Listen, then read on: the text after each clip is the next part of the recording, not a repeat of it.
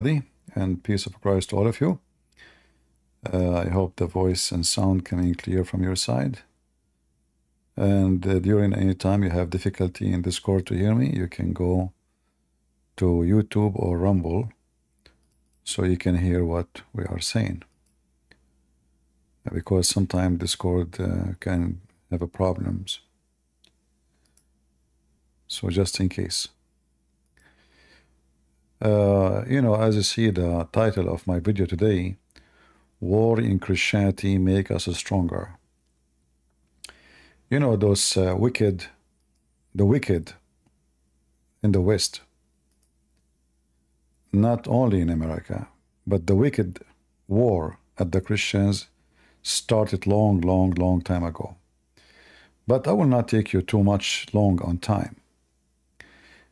If you remember the filthy Obama, the Muslim Obama, when he became a president, the first thing he did, he commanded all departments in the government, and he asked all companies not to use a Christmas word. And then we start hearing everywhere says happy holiday. Anyone remember? Just to refresh your memory in case you are suffering from some mental illness. Because a lot of Western people, they are suffering from mental illness and their memory is so short. So those cowards, those wicked liberals, I mean, why Christmas is their enemy? What is exactly the problem? Why somebody is angry from the word Christmas? Well, Christmas is the name of Christ. And Christmas means that this country is still a Christian country. And whatever country is using it, it's mean they are under the influence of Christianity. And then we start noticing even some stupid people who claim to be Christian, they don't write the word Christmas, they write the word Xmas. Xmas, which means Christ is X. So even those stupid who call themselves Christian, they don't know what they are typing. This is a movement started by the wicked American. And I'm not saying all Americans are wicked. I'm talking about the party of Obama and his kind, like Harris, Joe Biden, and all the garbage. They start writing the word Xmas as a start. Then we will take the word Xmas. Even Xmas is not there no more. So we say happy holiday. Biden, just in the last Easter, instead of celebrating Easter, and remember he claimed to be a Catholic, for sure he is, he put the flag of the homosexual on the White House in the Easter day. And he banned the Catholic Church from doing service in the Memorial Day. A service which they do for more than 60, 70 years. Every Sunday in the Memorial Day, they do in that location. He banned them. And then the Catholic Church, they sue Biden, and then he find himself, oh, I'm going to lose support, so I will allow them to do it. So the war of the wicked Democrat, and when I say Democrat, not necessarily in America, the wicked Democrat exists in every country in Europe. Those are the liberals. They are the wicked. They are the wicked part of the society. They are the one who want drugs. They are the one who want to promote naked beaches. They are the one who don't care if you burn the churches. Actually, they are the one who burn churches. They are the one who confuse the children about gender. They are the one who do not know what is a woman. They are the one who, they have Olympic. What Olympic have to do with mocking Christ? Nothing. If there's any connection? Yeah, for sure there's a connection. They will take any opportunity to mock Christ and Christianity. Those are the wicked, and they are our enemy. I know many people don't dare to say this word. They are our enemy. They hate us. If they could, they wish they can delete us from our existence. If they wish they can delete Jesus of history. Those are wicked people, and you need to be standing against them. Those filthy, garbage people, they think if they mock Jesus, they are having a victory. But guess what happened? You mock Jesus, Christians, they love Jesus more. And they will stand against you more. And they will fight you more. And we will expose you more. And you will be facing one day a punishment of God which you cannot imagine.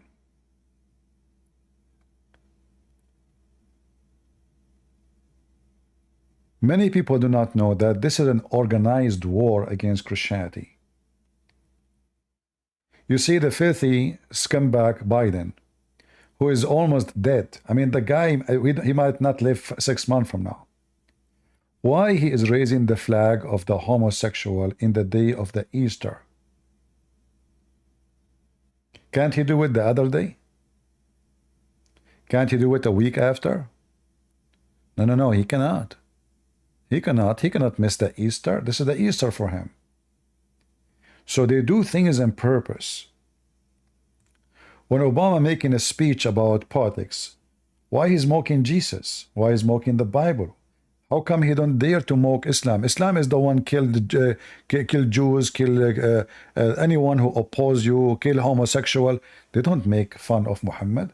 Why this drag queen, filthy scumbag, trash of the earth, don't make fun of Muhammad? Why they support Gaza, Hamas? If we send this filthy creature to Gaza, what will happen to him?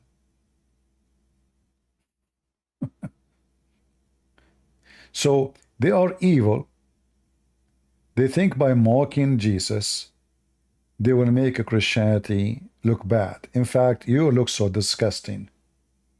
You look so disgusting with your clothing. You look disgusting with your face. You look disgusting with your behavior. You are just a disgusting creature.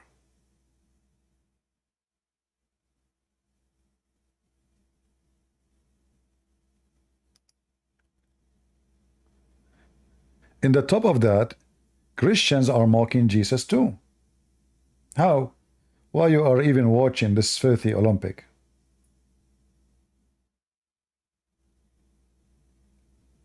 How many Christians who they are practicing in this Olympic they withdraw after what happened? Shouldn't you be the first one to say, I'm not going to practice no more, I'm not going to watch this? And if you are a person doing a sport, competition in it, you will take yourself, says bye-bye. After what happened, I'm not going to be part of it. But they are selfish. All what they care is just to make some money. So they don't care about mocking Jesus. They claim to be Christian by name. If hundreds and thousands of those who participate in this Olympic, they start withdrawing. Why Greece did not withdraw from the Olympic? I thought Greece, they claim to be Christians. Why the government of Greece says, you know what, we will take our team right away? What about Serbia? What about Bulgaria? What about Romania? What happened to you? You become a scumbag too? You become a scumbag under the feet of the Western? You are willing to throw Jesus under the bus? You don't care? So your priests, they wear uniform, and you, you claim that you have a church and you have a leader. Where is the patriarch? Where is the pope? Where is all those scumbags? Anyone open his mouth?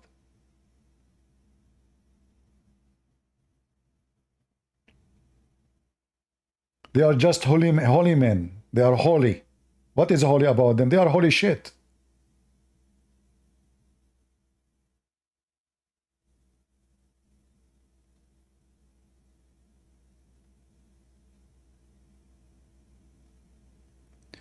We are talking about the Greece. Somebody talking about the Greece have 400 million debt. So, what does have to do with our topic? Weird people.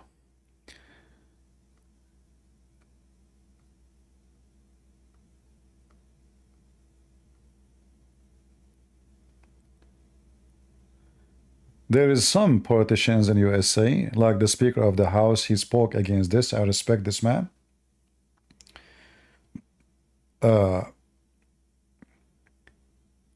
We have to join the war against those wicked. And I know people, they will say, oh, maybe he is saying we have to go for violence. No, we are not talking about violence. We are going to mock them. We are going to expose them. We are going to vote against them. We are going to take down their government. We are going to conquer all their lies.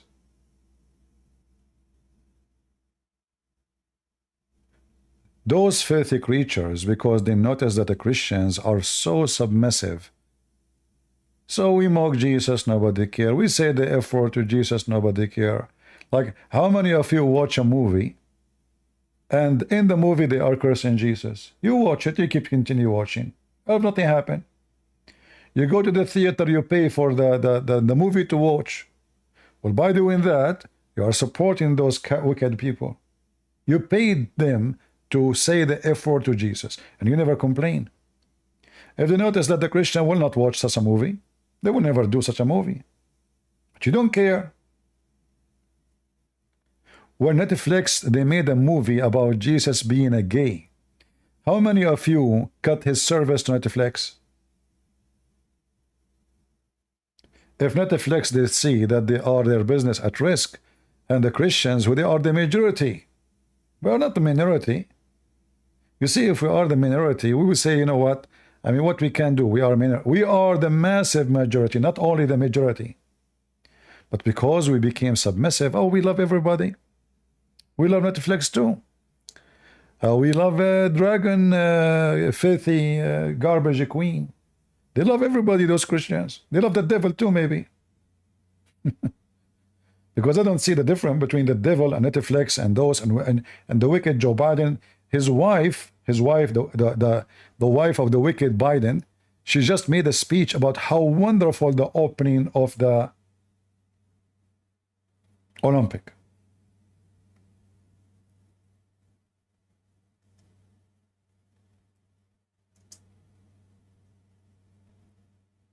How wonderful.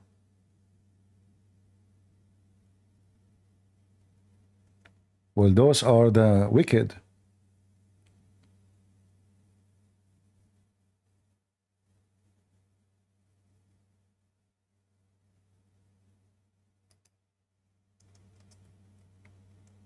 Mocking Jesus is a victory for them, is a target, is a wish, is a pleasure.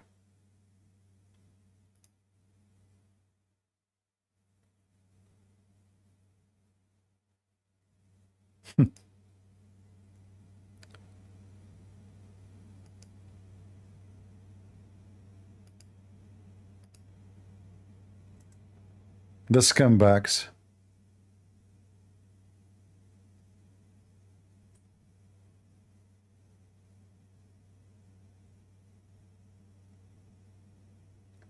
Naked blue man breaks his silence. Jesus mockery at the Olympic today. And where is the Christians in all of this happening? Did we see a massive strike in Paris? They will go, and those French people, they burn cars if they lose, if their team lose the football game. I mean, they go violence for stupid things, and we don't see them in the street, at least to protest, not to do any violence. We don't want violence. Where are the Christians? They are dead. They are Christian by name.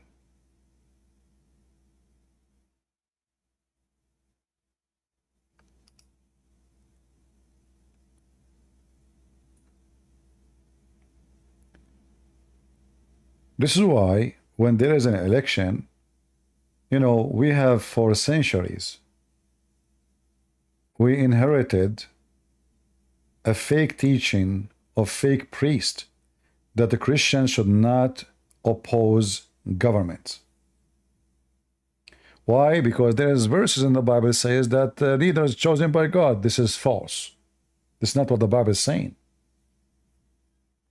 We know that John the Baptist, he opposed the king and he paid his life for it.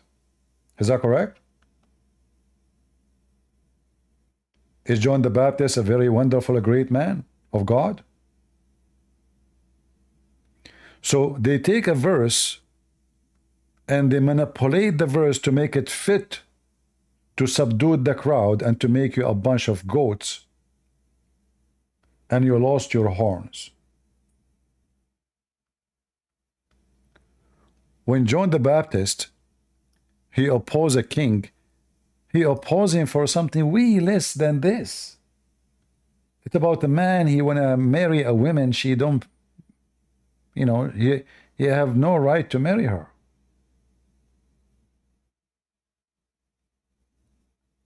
What John the Baptist will do if he see what's going on today? And how many of you, his name is John, and Jimmy, and George, and Johan, and Johanna, which is all the same names at the end. How many of you are like John the Baptist?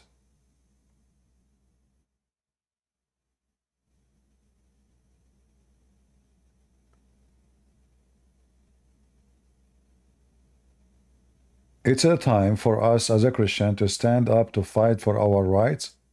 And trust me, those people they fear, they don't respect.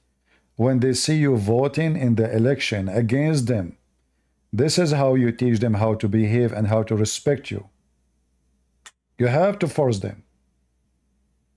If you are waiting for them to respect you voluntarily, good luck with that.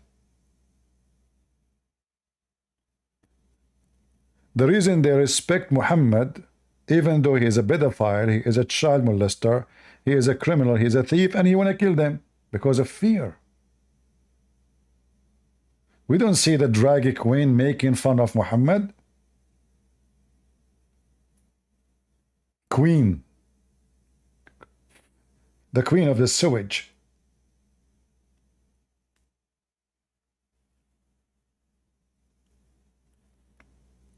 I spit at your queen, you filthy cowards. If your queen is like that,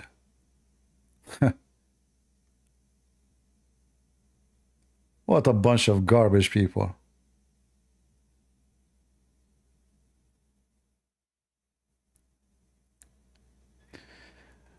Anyway, we are stronger than what they think, and we will be way stronger. You see, always through history, Jesus on the cross was mocked, but Jesus on the cross was victorious. He did not lose. Christians being fed to animals. Just to give you ideas, those who they are voting for liberalism. You are fighting who? They used to feed us to cats and lions, and we were victorious. We used to be the poor, and we were victorious. We used to be the minority, and we were victorious. And today and forever we will be victorious, and you are a bunch of losers. Look at your community. Look at the community of the liberals. Drugs, sex, nakedness, sleeping in the street. They have no future. Some of them, they are rich. The majority of them are doomed poor.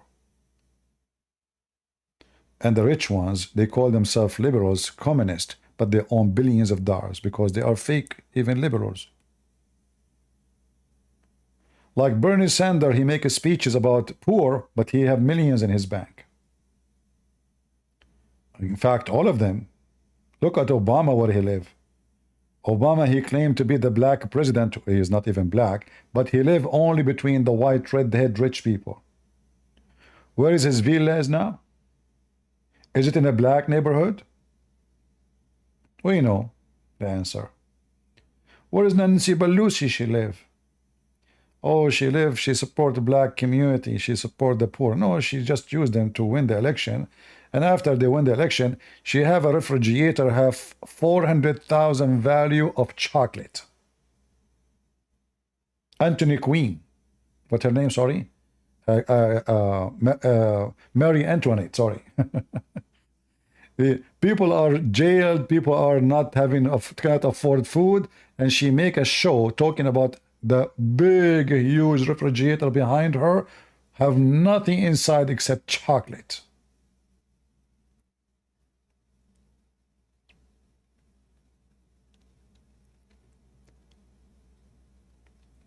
Filthy cowards.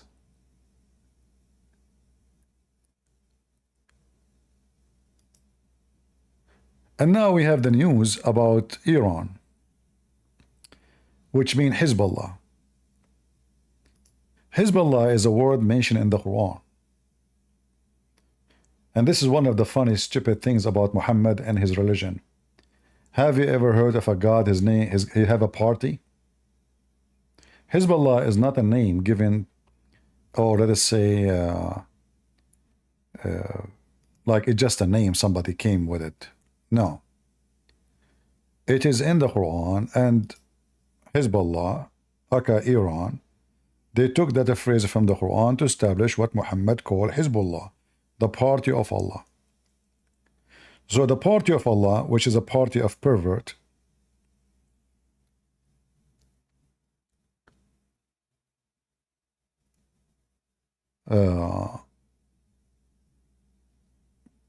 they are waging war against everybody.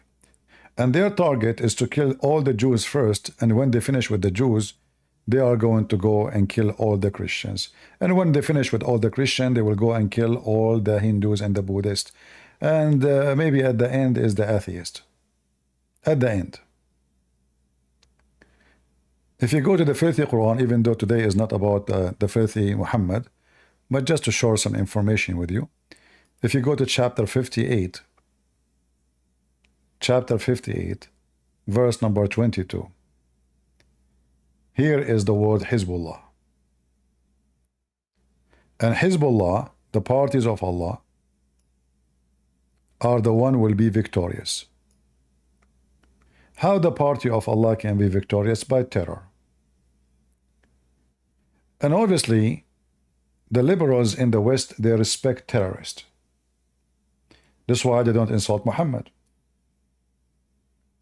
But they insult Jesus. It looks like they are asking us to be terrorists like Hezbollah. What the left want? They want us to transform into criminals? Do they want us to make organization if killing anyone insulting Jesus? What do they want?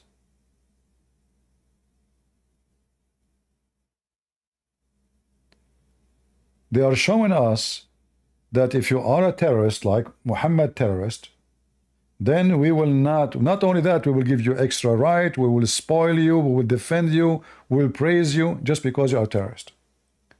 Hezbollah is shooting rockets at Israel non-stop for 8 months.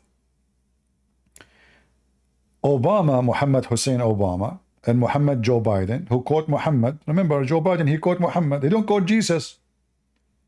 The filthy scumbag Joe Biden, he don't quote Jesus, he quote Muhammad. Yet he claimed to be Catholic. And you go vote for who? The one who quote Muhammad. You claim to be Christian. I hope those who vote for the liberals, you know, they call themselves Christians, by the way. Yeah, they call themselves Christians, but they are the most filthy, antichrist people ever. They vote for the party which mocking Jesus every day. And yet they claim to be Christian. And then Joe Biden, he go to the church, and the camera focus in Joe Biden, his eyes is closing. He's a man of God. I mean, who can deny that? That's why he command the FBI to watch Catholic churches, and they list Catholic churches under terrorism. Why? Because they fight against abortion. Can you believe it?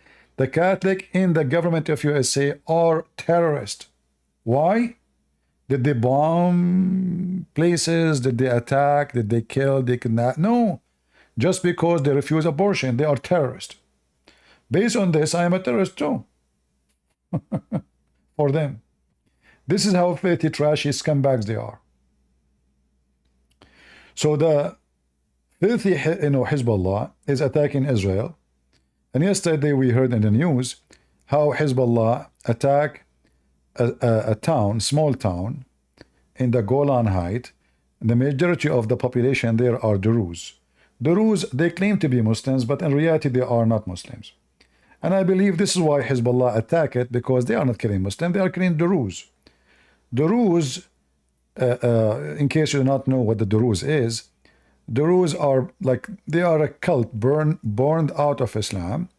They have a book, it's called the Book of Hikmah, or the Book of Wisdom, which is messages between the Caliphate of Egypt in the time of the Fatimi Caliphate. His name is Al-Hakim bi-Amrullah al-Fatimi, and letters he sent to his spiritual son. His name is Hamza. So there is 7 letters. Those are the major scriptures for them. So the Quran, the Druze, they claim that they believe in Islam and Muhammad, and they are monotheists, they believe in Allah, etc. But in fact, they have nothing to do with this. The Druze don't even share their books in public. It's secret religion. Even a Druze person, he don't have religion until he is 40, which means his family, his parents, his father don't share with him anything about his religion until he passed the age of 40. And when he is passing the age of 40, then they deliver to him his faith, what you believe, not before 40 years old. So this is why Hezbollah attacked this town, because they are not killing Muslims. Those are Muslim by name. However, the Druze are very hypocrite people too. So if you go 2 kilometers away from the city, from this town, you cross the border to Syria, you will find that the Druze, they are carrying the flag of Hezbollah. You go 2 kilometers in the left side, you will see the Druze holding the flag of Israel. You walk a few kilometers inside, you will see the Druze carrying the flag of the Syrian army.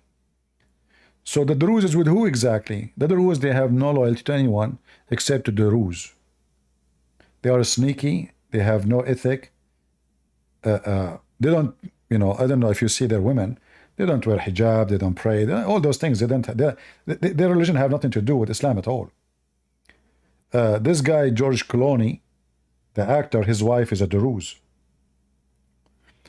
So now Hezbollah, they attack this town, and I think this is a revenge, because from the Druze there is many, they joined the Israeli army. I don't know how many thousand from the Druze they are already in the Israeli army, but there's a couple of thousands. So Hezbollah is so angry from the Druze in Israel. The Druze in Lebanon, they defend Hezbollah, because the Druze, as I said, they take the side of the strong. Who is the strong here? We are with him. It is America, we are with America. It is Israel, we are with Israel. It is India, we are with India. It doesn't matter who take over the area, they are with him. So Hezbollah in Lebanon is strong, so they are with Hezbollah. They walk 2 kilometers away, they enter into Israel, they are with Israel. And they strike from time to time. They ask, oh, we will not accept citizenship of Israel. And then when they start building for them schools and hospitals, give them high salary, the Israeli pay them, then suddenly they take citizenship and they join the army. So they play games, they are not an ethical religion. However, Israel now, they are trying to show the Druze that the attack on them is attack on us. They are trying to make them, you know what, you are here a minority, couple of thousands, and there's nobody to support you. You see, even Hezbollah, they want to kill you. So this is like a golden opportunity for Israel to show the Druze that you have no help except us. Nobody cares for you. However, I just saw in the news that Netanyahu, he finished his meeting with his cabinet about the war.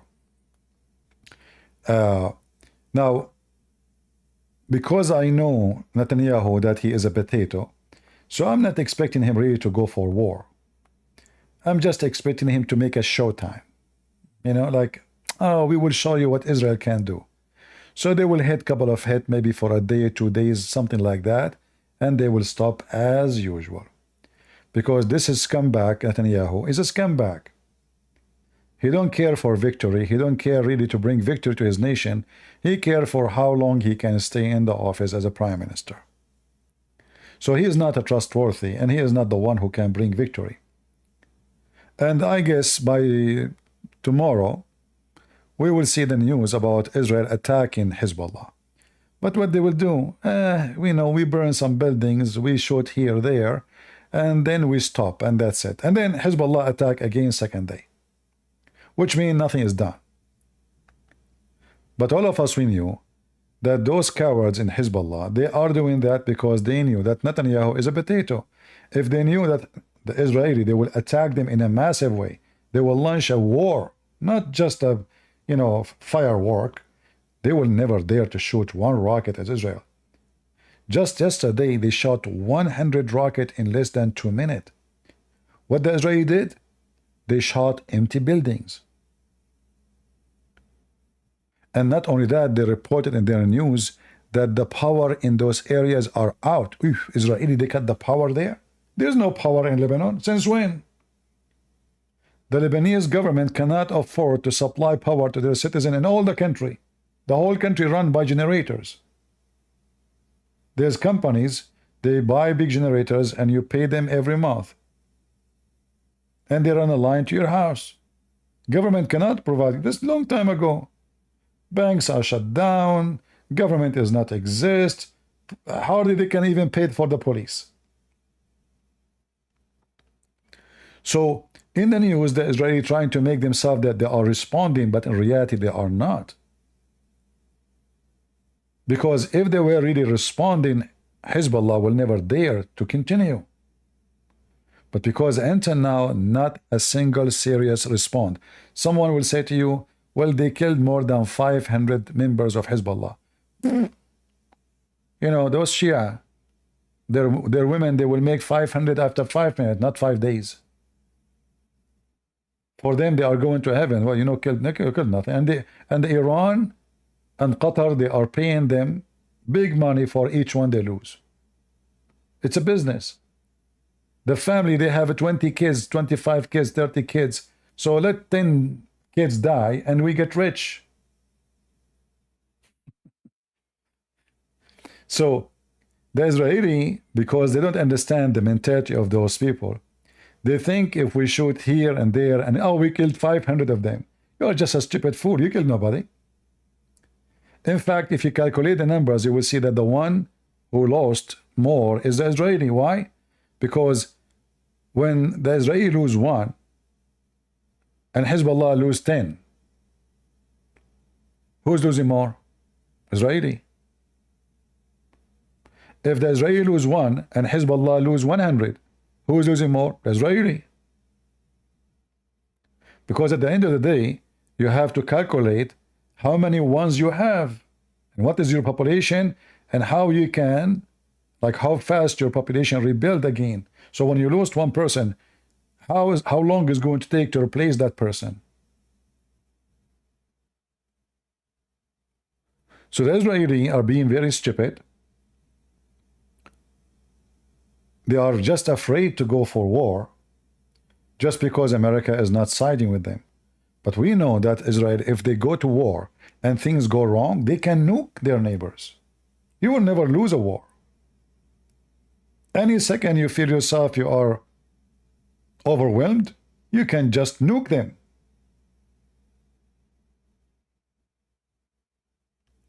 All the neighbors, you see, we are in a world where people, they fear, don't respect. The reason they are attacking Israel right now, because nobody fear Israel no more. Because they have a potato government. After all what they did in Gaza, did they really do anything serious? No. Because everything done in Gaza in 8 months can be done in 2 days. They do not need 8 months or 9 months.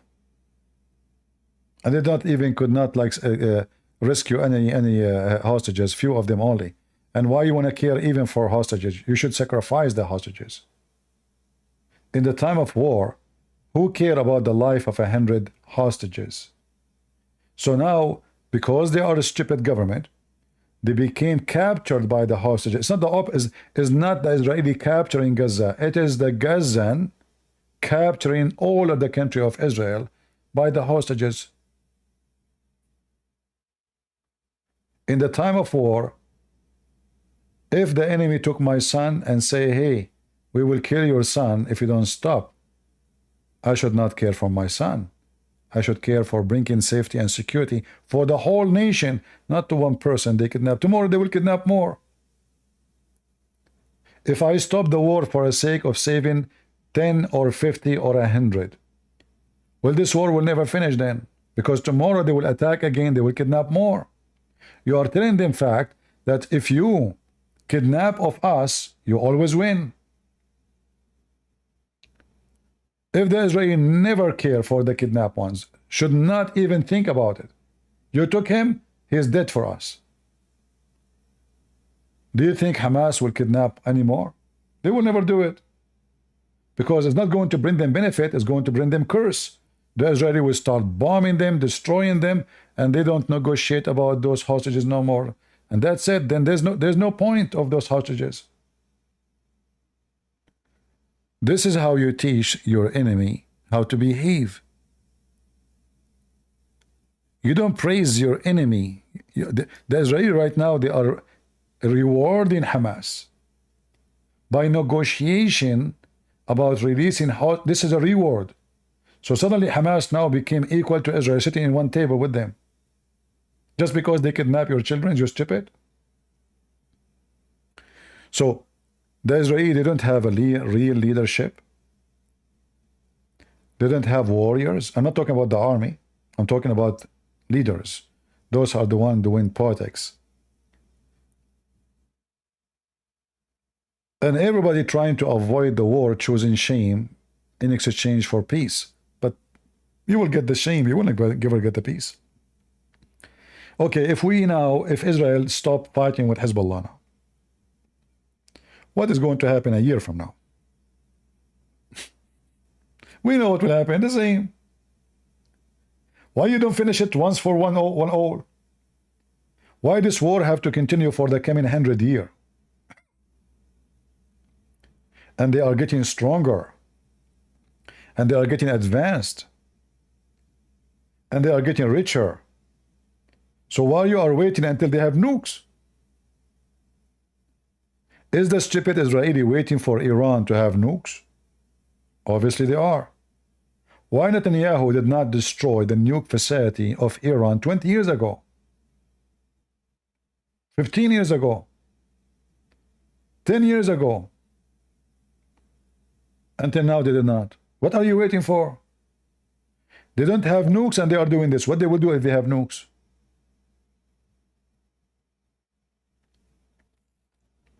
So I wanted to put all those things in front of you to show you what the world is about today. Being a coward does not make you victorious. Hiding from evil does not stop evil. Those who taught you that the Bible says, if somebody hit your right cheek, give him the other one, they are lying to you. Jesus was not talking about an enemy fighting you by army. This is a person who is your friend, your neighbor, your associate, your citizen.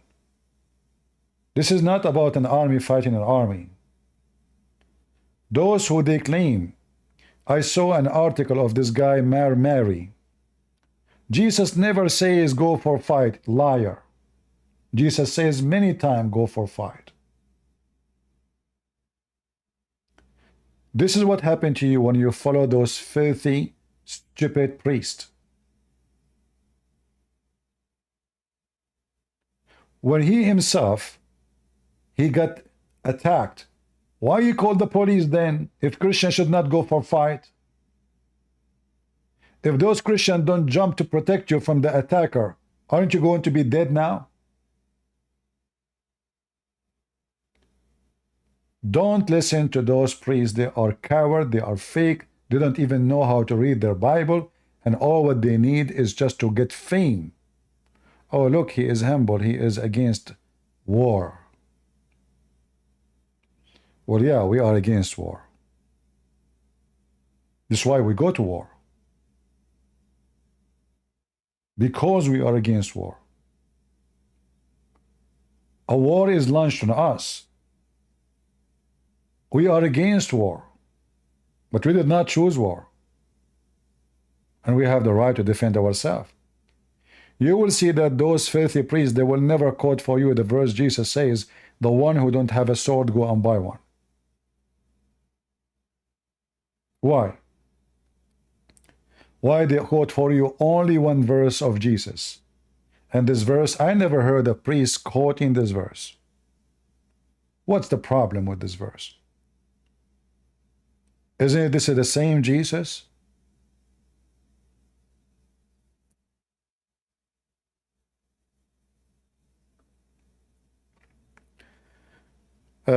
I see here a smart Christian.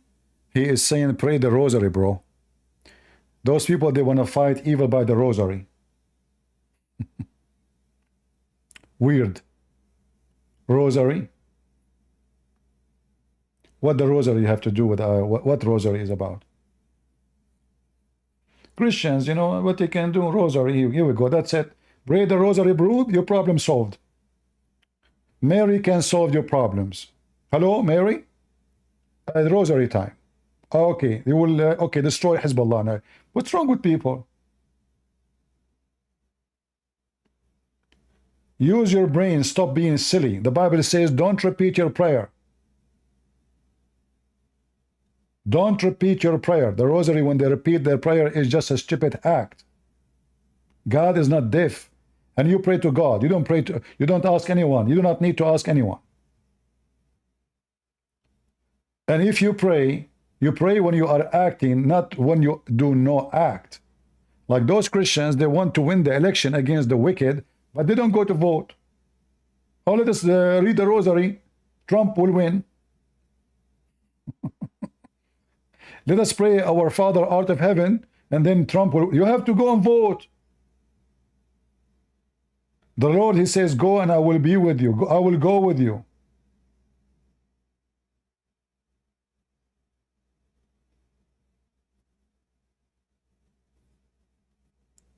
The rosary people.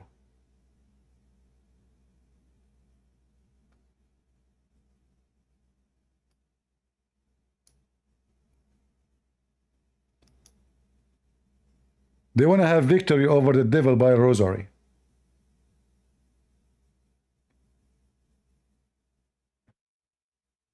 So why we join the army? Why we buy weapon?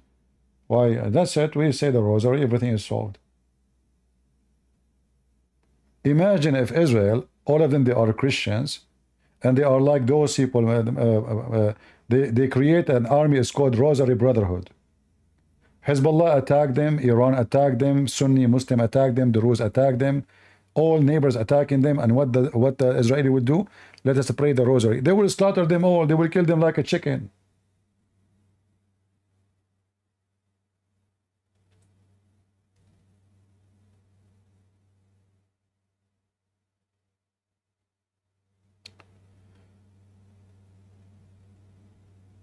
Christianity is not a belief and faith of the fools. Christianity is a faith of both people who they have intellect and intelligence. Jesus himself, he resurrected people from death. He made the blind see. He healed the leper. He fed thousands. Is that telling you, is that ringing a bell for you? Which means he worked. God himself, he worked. You Christian, you want to win victory without working for it. You want Jesus to do everything for you. Why we go to work? Let us pray the rosary or pray to Jesus, and tomorrow we will have our account full of money. Huh?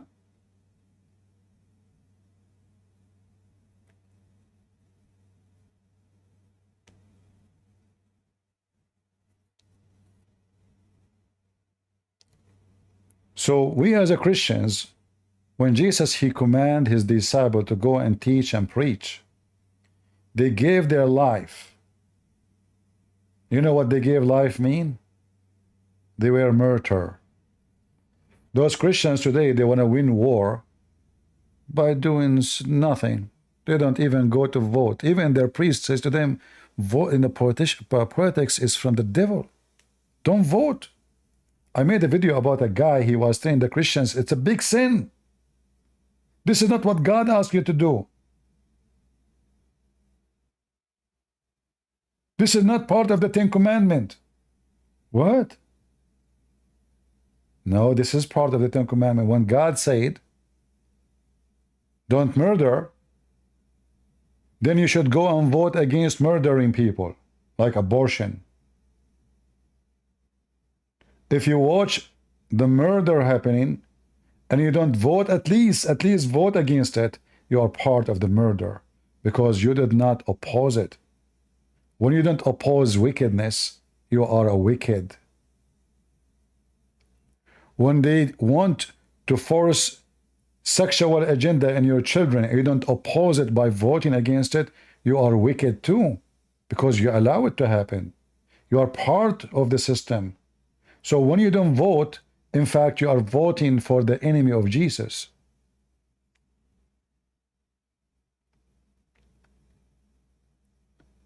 An absence vote against the devil is a vote for the devil.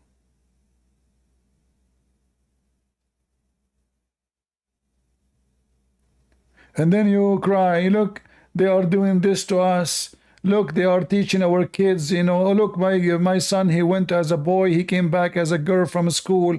Look what they are doing. It's your fault.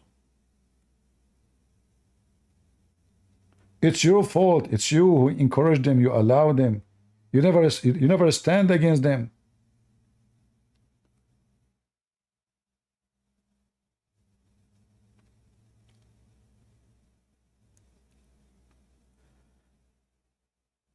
An idiot saying CP is a Sunni.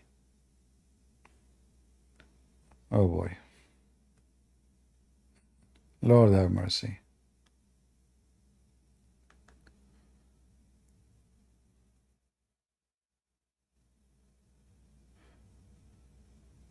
Anyway.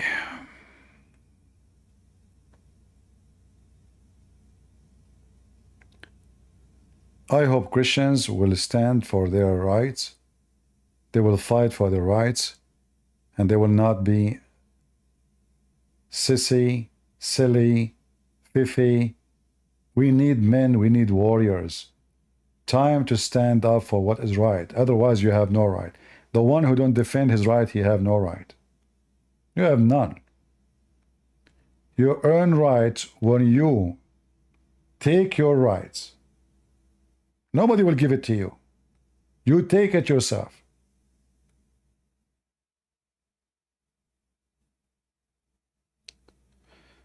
All right.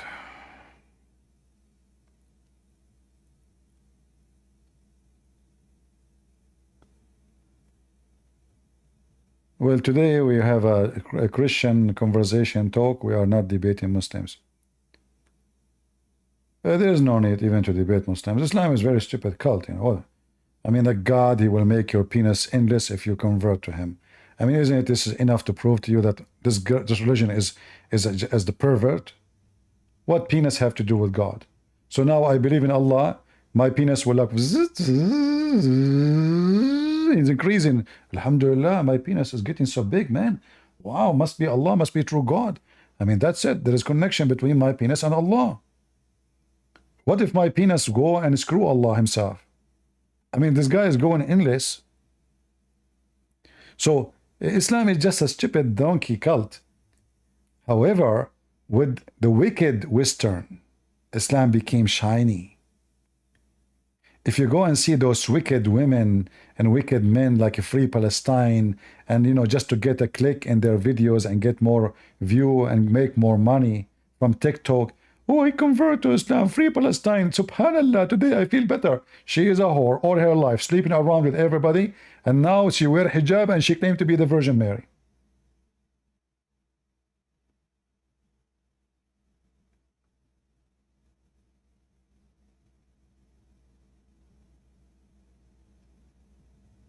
We know them,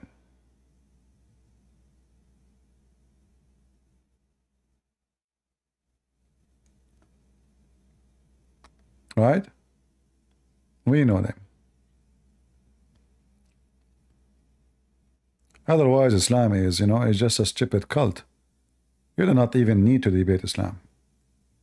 What kind of religion promising me at least 72 women to F them? Excuse my language. What is this? Yeah. Even when God, he created Adam, he created one Eve. It's just one guy, one woman. How come heaven becomes suddenly at least the lowest reward for a Muslim is one man and 72 women, and not to forget to mention that those women, they are see-through, like the X-ray pictures.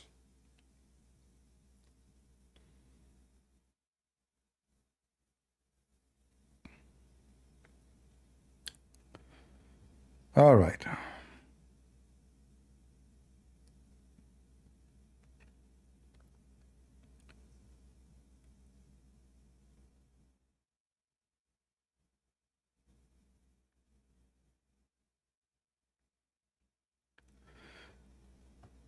Do we have anybody want to join us? You're welcome. You can share anything you want. I see in the news that Washington, they ask Hezbollah to hold itself and not to, to be patient. Look, this is scumbag Biden is advising Hezbollah how to behave. I mean, do you see this scumbag, those disgusting, filthy scumbags, liberals. How Hezbollah say death to America, and then the American they call Hezbollah says, please, Hezbollah, can you hold your patient together? We don't want the war to break, okay? Please, come on. I mean, how stupid those American wicked. I mean, those people, they shout every morning, death to America, death to Israel, death to America, death to Israel. And they are doing their best to protect Hezbollah. And they are putting all the pressure on Israel not to attack Hezbollah. I mean, do you see, can you imagine how wicked those liberal American? Wickedness itself is their name, is their title, is their religion.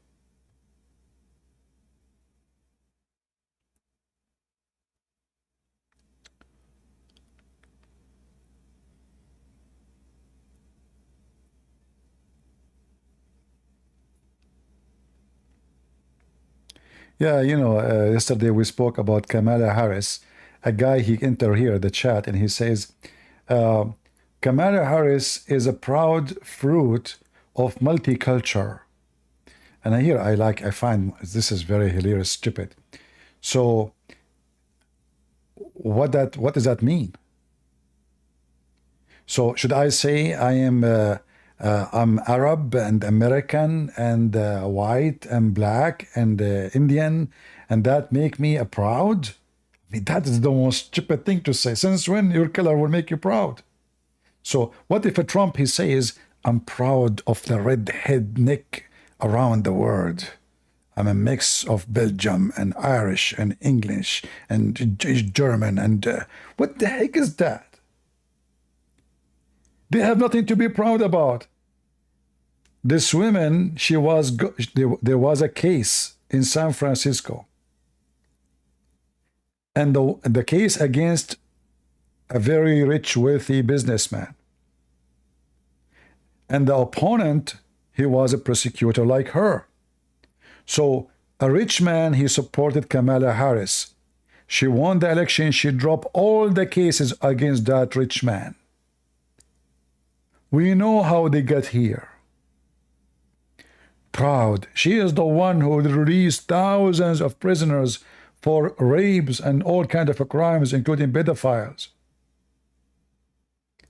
In fact, she made a fundraising for those people. We know who's she.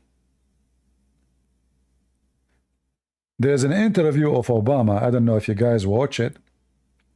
They ask him, who is your favorite to be in the White House after you leave the White House? He said, and I'm quoting him, I don't mind if I have like a headset, I put it in my ear, and I tell the one in the White House what to do. I don't care who. And until now, Obama never left the White House.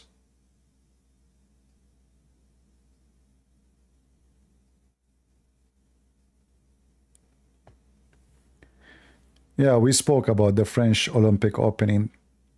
We'll stop watching it and post against it and make videos against it. The problem that you Christians are so submissive, you don't do anything. How, we have 1,000 people here. Why we don't have 1,000 video made by you in all languages against what happened? Where is the Christians? Why there's only few people that speak, the rest is just a chatting machine? What do you want to do about it? If you live in France, did you go strike? Did you gather the Christians? Did you make a post on Facebook, let us go by tens of thousands in the street and show them this is not accepted? What about we make a big protest in the middle of this Olympic and let this Olympic get screwed? The Christians just don't care.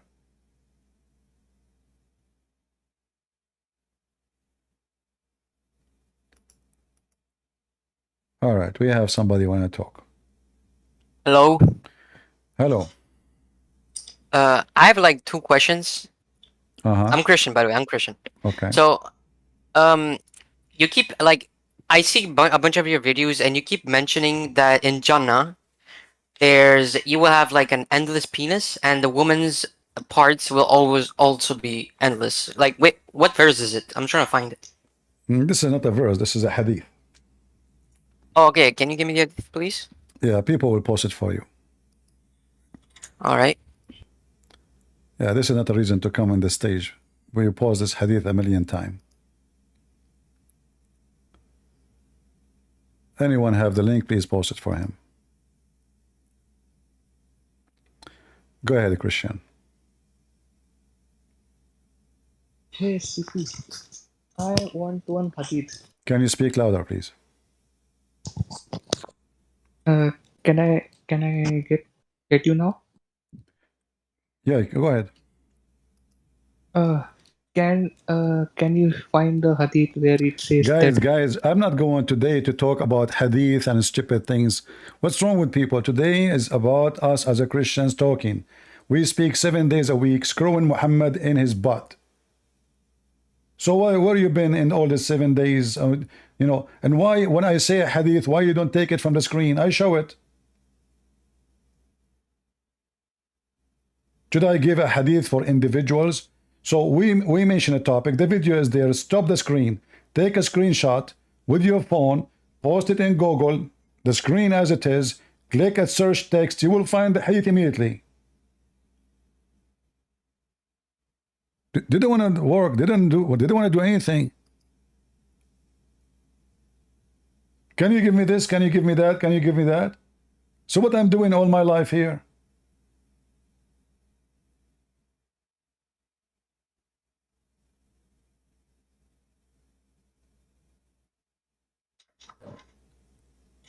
Go ahead, Muna. Christian Prince, good evening. Good evening. Trust you're doing good. I'm doing fine, thank you. Okay. There's something I want to discuss. Go And ahead. at the end, I would like my fellow brethren to give their views and ideas at the end. There's one peculiar thing in Africa. They believe so much in wishes, wizards, occultic powers, and shams. They believe that these powers has been hindering them and uplift. My sister, I don't understand your accent. I'm really sorry. I have no idea what you are saying. Okay, let me come again with what I'm saying. All right. Maybe you can post your text so I can read it. Type what you Let want to me come say. again. You can understand Yeah, it. because I have difficulty to understand any word of what you are saying. I don't want to be rude, I said that. but I No. don't understand what you are saying. Can you listen again? Okay, go ahead. I said that there's something peculiar in Africa. Uh-huh. And that thing is that Africans believe so much. That is, I mean, Christians in Africa. They believe so much in occultic powers, In what? witches' power, occultic powers. What does that mean? Occultic? Occultic powers, yeah. Magic. You mean magic? Yes. Okay. They believe in witches and wizards Okay. operating and hindering them. So I want to know if it is same with other continents, or is it only Africans that they believe that all these are hindering them and stopping them being what they're supposed to be in life? All right. I will answer you. Thank you for your question. All right. Okay. First, like for us, like the Bible speak about magic, and we know that even there is a very severe punishment for those who practice it in the Bible. However, magic is false. Magic is not a real practice. Magic is a pagan act. It's just to fool people, taking advantage of their money and their wealth. And a person, he claimed that he have a superpower and he can change things by magic. Well, if this is true, then he should not get paid for it, because he can change things for his benefit. He should be a king. He can be a king. He have magic in his side, But this is happen only when the society are not educated, when the society are very naive, a bunch of villagers, stupid people. I say stupid. But this is not only in Africa. I found that it exists in Europe, in many, until now, many European people believe in this garbage. So voodoo is very well-known practice between even many American and many white people, many Asian, many all kind of, But this is only can flourish between people who they are superstition and they are stupid. You have to be stupid. You have to be stupid to follow such a behavior. I remember when I was in Romania, they told me there's a woman, famous woman, many women, they pay her money because she can make someone love you. So a woman, she want to marry this guy, she like this guy, but he don't like her. So what she do? She go to this woman and she make a magic and she tell her put it for him in the drink or etc. blah blah blah, and then he will love you. So I said to them, I'd like to see this woman. So anyway, one day this woman, she was there, and I said to her, I want you to, she don't speak English. I said to her, I want you to make me love you, and I ask you to marry me. So they translate. They said, no, no, no. I said, no, I will pay you. I will pay you, but I want you to show me that you can make me ask you to marry me. I want to see if you can do it. Isn't it so easy for you and you are so powerful? She refused. She's, so those stupid women who they are desperate to get married, they go to such a stupid women, she's a stupid, they are stupid. So this is an exchange of service between two stupid parties. One of them is smarter and he is evil, and the other one is naive, stupid, still living his paganism. So we know that this practice of magic, which is false, is an evil practice. Why? Because it's taking advantage of a bunch of stupid people. I see just in the news, it says now a bunch of stabbing in Berlin in Germany. Wonderful, wonderful. Bring more. Bring more, Germany. You deserve it. All right, SUJ, go ahead.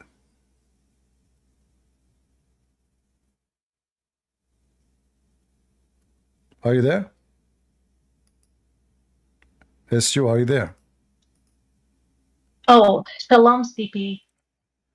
Welcome. Shalom. Can you hear me? I hear you. Go ahead. Okay. Yeah, I wanted to mention the disturbing thing that happened at the RNC the first day. when they brought this the Sikh women who um, gave glory and called her pagan god like the true, the only, not just true, the only true God. But what was most disturbing, it was that the crowd bowing, most of them were bowing their heads and then the clap and the applaud they gave her. It really angered me because what they did is they agreed basically that her God, her pagan God, is the only true God. And I don't know. I don't see. I was looking online to see how Christians are reacting to that, and I saw a couple of things, but I didn't see an outrage um, reaction from us. From, I mean, I should speak for myself too. I'm guilty of that. I should Yeah, you start see, something about. the problem is that those Christians, because they what they learn in schools and in universities and in the media, that we respect everybody, we respect everybody believe, etc. So now the women in the stage, and then she is going to pray to the only true God, and because they are a bunch of fool, idiot, the word stupid does not explain how stupid they are. They don't notice that they are just bowing down to a fake God. I mean, and not only that, many of them they have a T-shirt, the shirt it says Jesus. It says Jesus, and Yeah, and then they bow down to the stupid God of the Sikh God, which is Allah. yeah, So this is how stupid they are. They don't use their brain. Their brain is very limited. Those people are like sheep. They are driven by anyone, not the real shepherd Jesus. Anyone in the stage, he is their shepherd now. Trump in the mm, stage, he is their shepherd. Biden in the stage, he is their shepherd. Whoever have a stick, they move with him. Nobody want to use his brain. So so kind of like, this was a very evil yeah, act. And here you notice that the Republican, they are moving to be a woke community very soon. So they mm, are doing the same as the woke community. They brought a woman, they call her a model, but we know what model is about. What model mean? What yeah, I what saw model? that too. So they brought a one, she have tattoos and etc. I mean, who need those? Why those are? Because in order to win election, for them, they don't care even if they bring the devil on the stage. The Yeah, the I dev, saw that, and I if the devil can 100% agree with. if the devil can recommend Trump or Biden, trust me, both of them, they will say please. Yeah, and that's against our belief because we believe God can do the impossible. So trusting in man is not godly. Trusting in man, putting their trust in the model and in whatever, it goes straight against our belief, which we believe that God only, we can put our trust only in Almighty God, Jesus Christ, because He controls everything.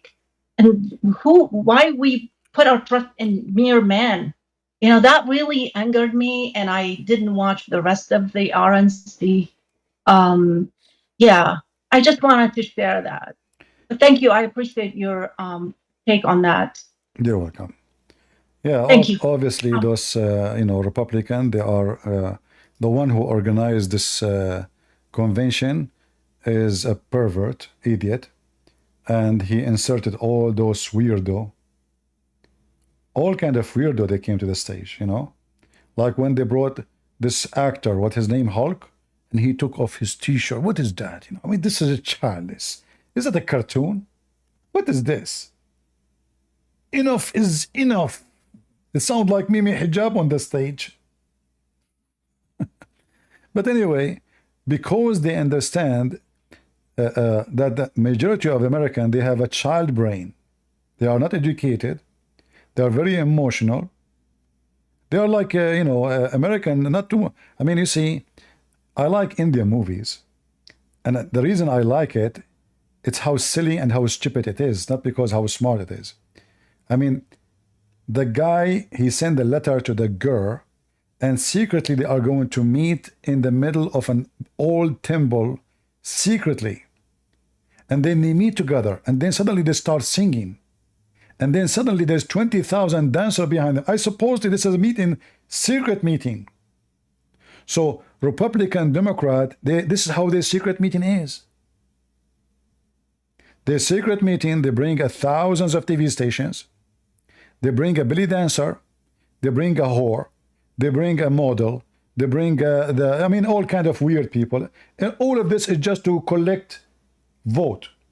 So, like, why in the word Trump he invite Kardashian? Are we going to vote for Trump because of her boobs or because of her ass? Who is this Kardashian? She is a philosopher. She is an inventor. She is the power of America. And Biden do the same. I mean, the stupid people, you see. But this is telling you how uneducated the Americans are. To the point they bring a piece of garbage to present a president. I mean, a president invite who? Kardashian? The other one is asking what her name is, Swift or whatever her name, to tell people to vote for. I mean, just a stupid people. But what you can say, this is America. Majority of them, they are just under the influence. I mean, if a guy like Andrew Tate, the pimp, he go live, he have 500,000 view live. This is telling you how trashy the world is. 500,000 horny dog. They want to learn from a pimp how to be pimpy. So why you are surprised? So for us as a Christian, we don't vote for Trump, and we are not voting for Republican because they are decent, the decent Christians. There's a lot of a fraud, and there's a lot of poison in this Republican. In fact, many of them, they support everything evil, the same as the Democrat. This is why when we vote, when we go to vote next a few months from now, before you say yes to anyone, he is Republican or Democrat, doesn't matter who is he, you have to check his history, what he vote against and what he vote for, and then you make decision. Don't vote just because he was recommended by Trump. If he have a history of voting which is negative for us as a Christians, we will say no to him. We are voting for Trump because we don't have too much options. We have two donkeys. One will hit you in your balls, the other one will hit you in your head. Choose. Because I assure you that both are going to hit us. Both. In fact, Trump, he is the one who forced Saudi Arabia to shake hands with Qatar. Qatar was under sanctions by Emirat, by Bahrain, by Saudi Arabia. It was the stupid Trump who opened the borders of Qatar, which means if not stupid Trump did this, until now Qatar is under sanctions and maybe invaded. In fact, Saudi Arabia was going to invade Qatar. The one who warned them not to do that, it was Trump. So Trump the dump, he protected the terrorists of Hamas in Qatar. It's a fact. And if not the stupid Trump, I believe October 7 now will not be happening. He is the one who forced all the neighbors around Qatar to shake hands with them and to open borders, so they can unite against Israel. All what he cares for is just to make money. He have one God. His name is Mr. Dollar. However, in the other side, we have a party. Their God is Mr. Dollar and penis and vagina. So it doesn't matter who you vote for, you are going to be screwed. But one of them, their screwdriver is so long, and the other one, his screwdriver maybe 1 inch or 2.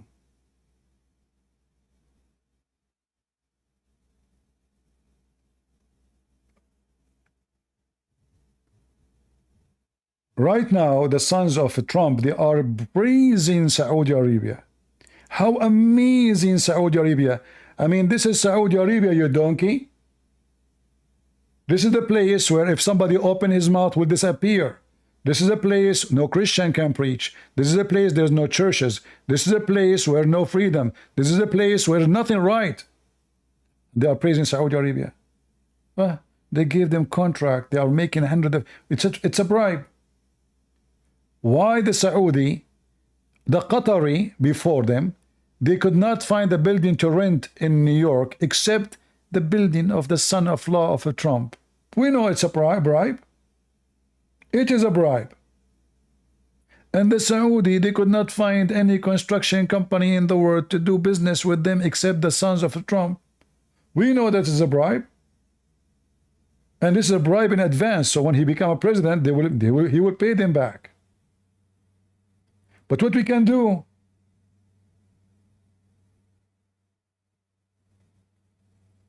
at least Trump will not promote their garbage. He will make money. What we can do, he will make money. All of them, they will make money. Every single one of those who they are working in the government, they are working there for money. Nobody is serving you. When they say we got your back, they mean it. They are going to stab you. And those poor people, you know, they are so excited. They think those people, they would defend them. But at least Trump, he have common sense. When it's come to security, to business, even enemies fear him. So he has certain common sense. And this is what we were supporting. Otherwise, both of them, they have many negative issues.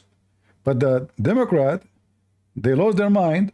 All their brain is about the transgender, the drag queen, the flag of the homosexual. They put the flag everywhere in the world in the embassies. I mean, how our enemies will fear us?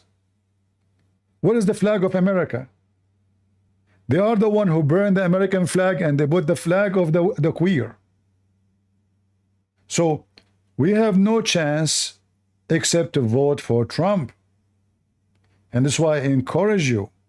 I am speaking negative about Trump in many ways because I am truthful. But doesn't mean we should not vote for him. We have no choice but to vote for him. Otherwise, you will have way more years of inflation, corruption, collapsing, security, borders, Hezbollah and those terrorists, they will grow like weeds. Do you know why when Biden became president, suddenly war is everywhere?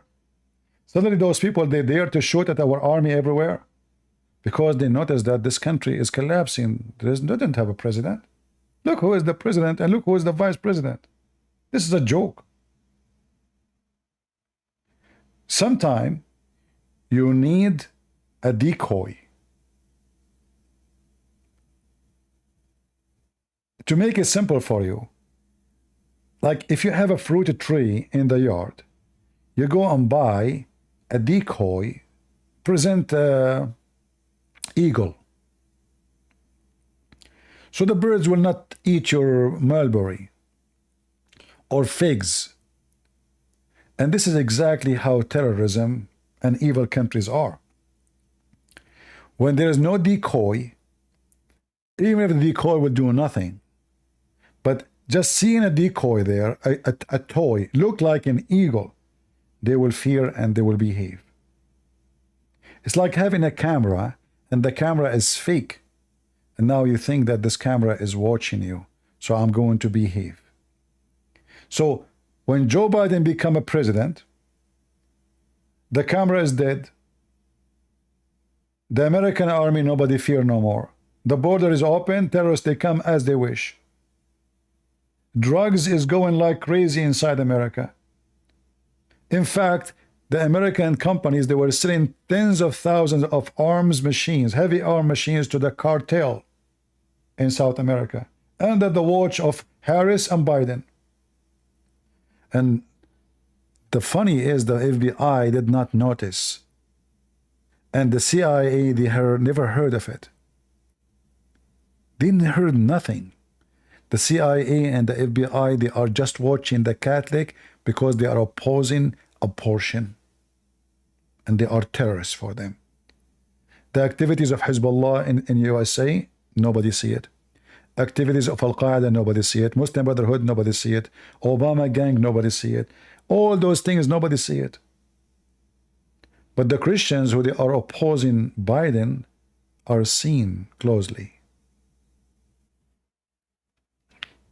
So we have no choice but to vote for Trump. All right? With all negative he have. But what we can do, there's no other choice.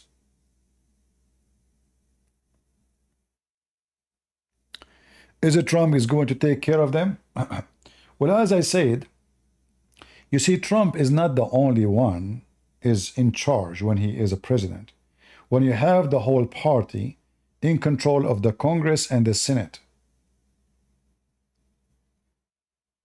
there's many opinion they will lead the president to make it. You see, when the president he see himself alone in one opinion, he will not be able to accomplish anything. So this is why we have many members, many congressmen, many senators. They can oppose Trump when he's wrong. As an example, who remember when George Bush he decided to give control to Emirat over our New York ports? Anyone remember? At that time, George Bush he have full control. The Republican they have full control of the Congress and the Senate. So if the Congress and Senate agree with him, Emirat right now will be controlling your ports in New York. So this stupid George Bush, obviously they offer him a lot of money under the table. He was willing to sell our security. Imagine Muslim country taking over our ports. Literally. Suddenly American, they cannot run their ports. We need to bring a bunch of Arab like me to run the port. And the funny is that the Emirat themselves, they bring American to run their port because they cannot run it. So it's just a business deal. They are everything for sale for them. So at that time, the American Congress and Senate, they oppose massively. So George Bush failed. This is why we hope that when Trump he go wrong, we will have many decent, still there is many decent in the Congress, not all of them, and in the Senate, not many of them. They will oppose the bad behavior of any. And we hope for that. Right?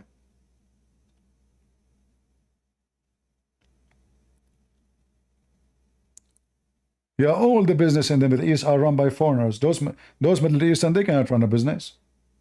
They have the money only. If you check any business in Emirat, if you check any even department, they say to you, Emirat, they build a high building, and the engineer is Emirati. That's false. All the engineers who they are already in charge are not local.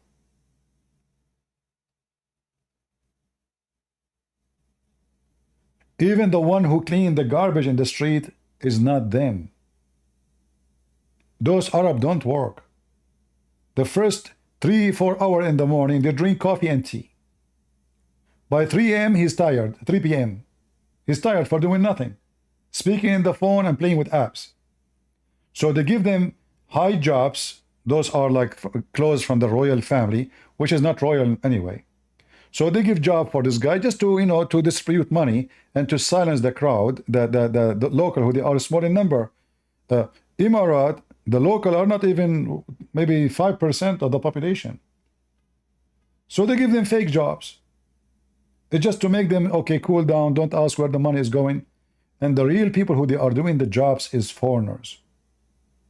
Everything is done by foreigners. Taxis run by foreigners. Limousine run by foreigner. Electric company run by foreigner. Phone company run by foreigners. The garbage collector run by foreigner. Anything run by foreigner. And then they say to you, Saudi Arabia is building massive building. They cannot build anything.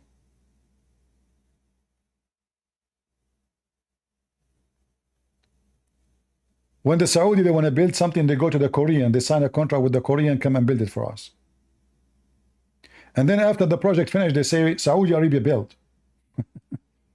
We know what's going on.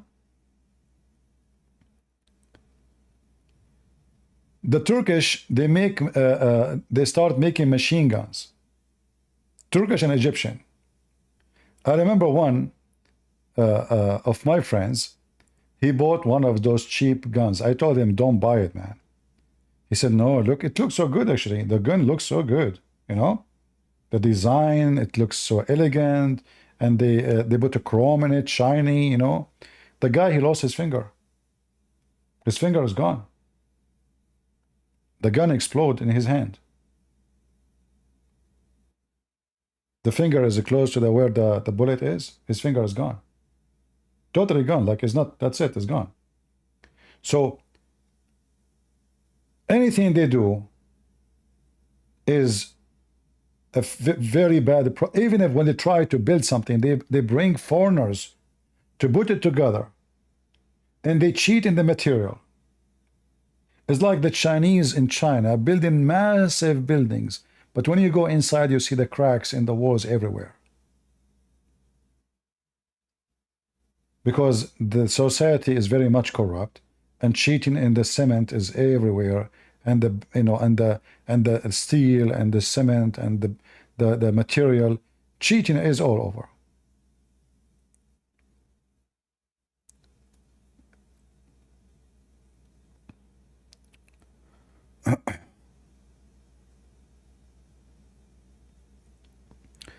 What do you think about Erdogan threatening Israel? The one who threats you is the one who will do nothing.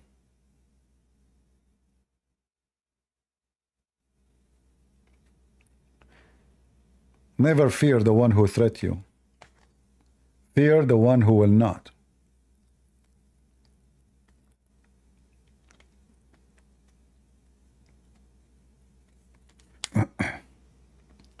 Those who talk too much, threaten, they are done. If Erdogan he dare, he will never hesitate for a day. But he knew that the Israeli can nuke Turkey. There's no match. There's no match. And you know, Turkey is a very bankrupt country too. If they go in war, real war, if the war continue for 10 days, Turkey is collapsing. They don't have money. That's why now Erdogan is kissing the ass of the president of Syria, trying to convince him to shake hands. I mean, this guy just a few years ago, he wanna kill the Assad. Today he is kissing his ass. Why? Because his country is collapsing. The economy is so bad.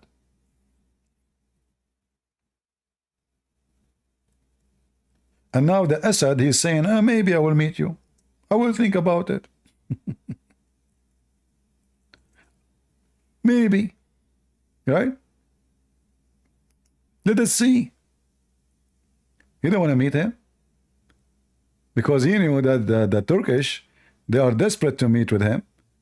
They are in a point of very weak situation where their government is collapsing, their economy have no money, tourism is in the edge, and since they put sanctions in Israel, you know, things is going bad. You know, stupid Erdogan, he put sanctions in selling steels to Israel. But by doing that, he gave a finger to himself first, because Israeli still they can buy steel from anywhere. $600 billion is gone. So here you see Erdogan is hoping that the Assad will meet him, and the Assad is saying maybe, not sure, I will think about it.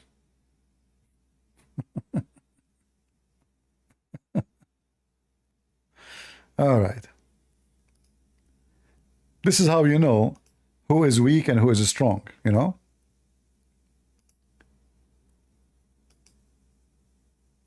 This is Erdogan begging the Syrian president to meet with him. Please, can we? Shall we?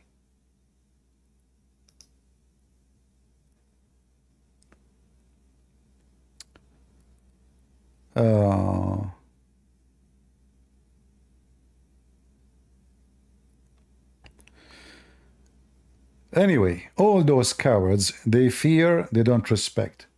You see, when Trump, he lost the election, supposedly, according to the news, Erdogan, he sent a letter, if you remember, to the White House saying that Trump and his supporters are KKK. You know, this Erdogan is a hyena, like all Muslims. So now the lion is out of the house. So now it's time to bite him.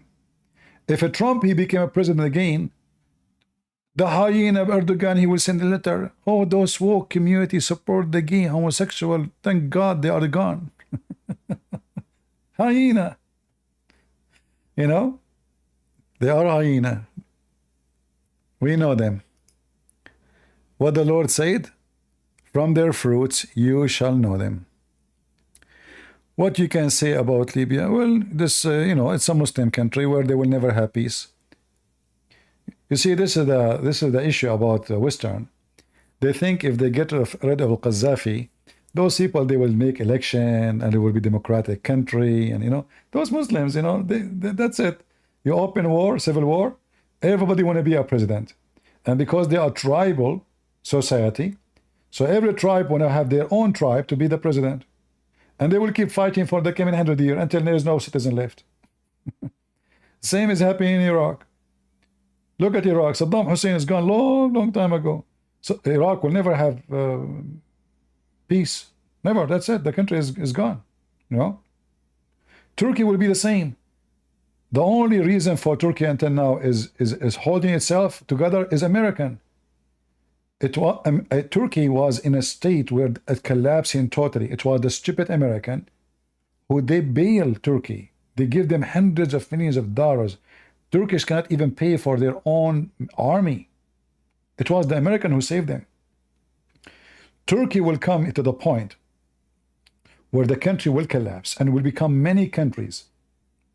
Kurdish, Azerbaijan, Assyrian, all kind of ethnic groups. Turkey is a very, very mixed ethnic, and they hate each other to death. So time will come, and the same happened to the Ottoman Empire before.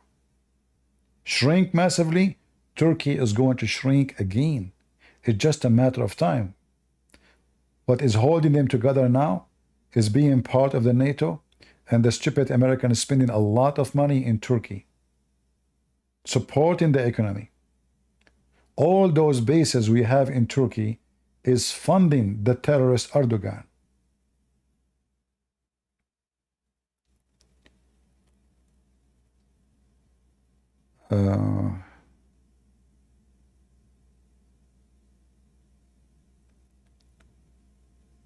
All right.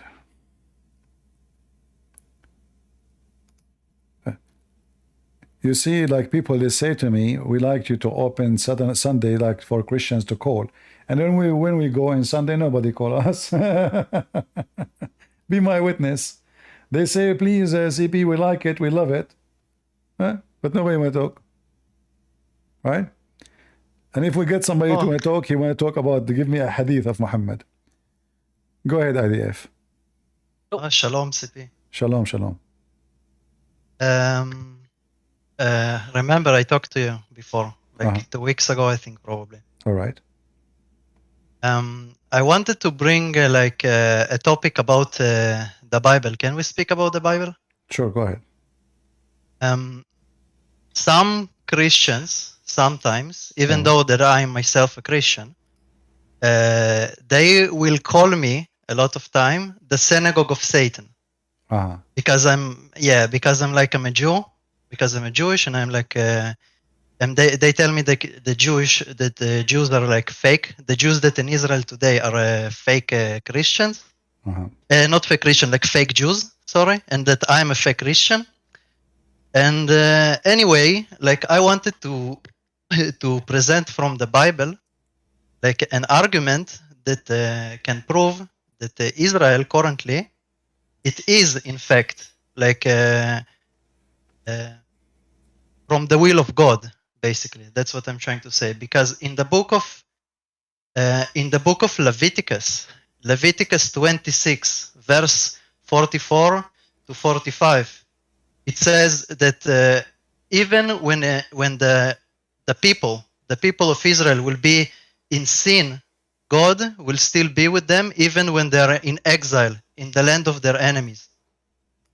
And later, you heard about the Dead Sea Scrolls? So, like, in my opinion, God has an interesting way to communicate with us, because the Dead Sea Scrolls, they were found in 1947, a little less than 1 year before the creation of the State of Israel. Okay. The only book that was found, that was fully found. You know, the Dead Sea Scrolls, they are like 200 years before the time of Christ. Mm-hmm.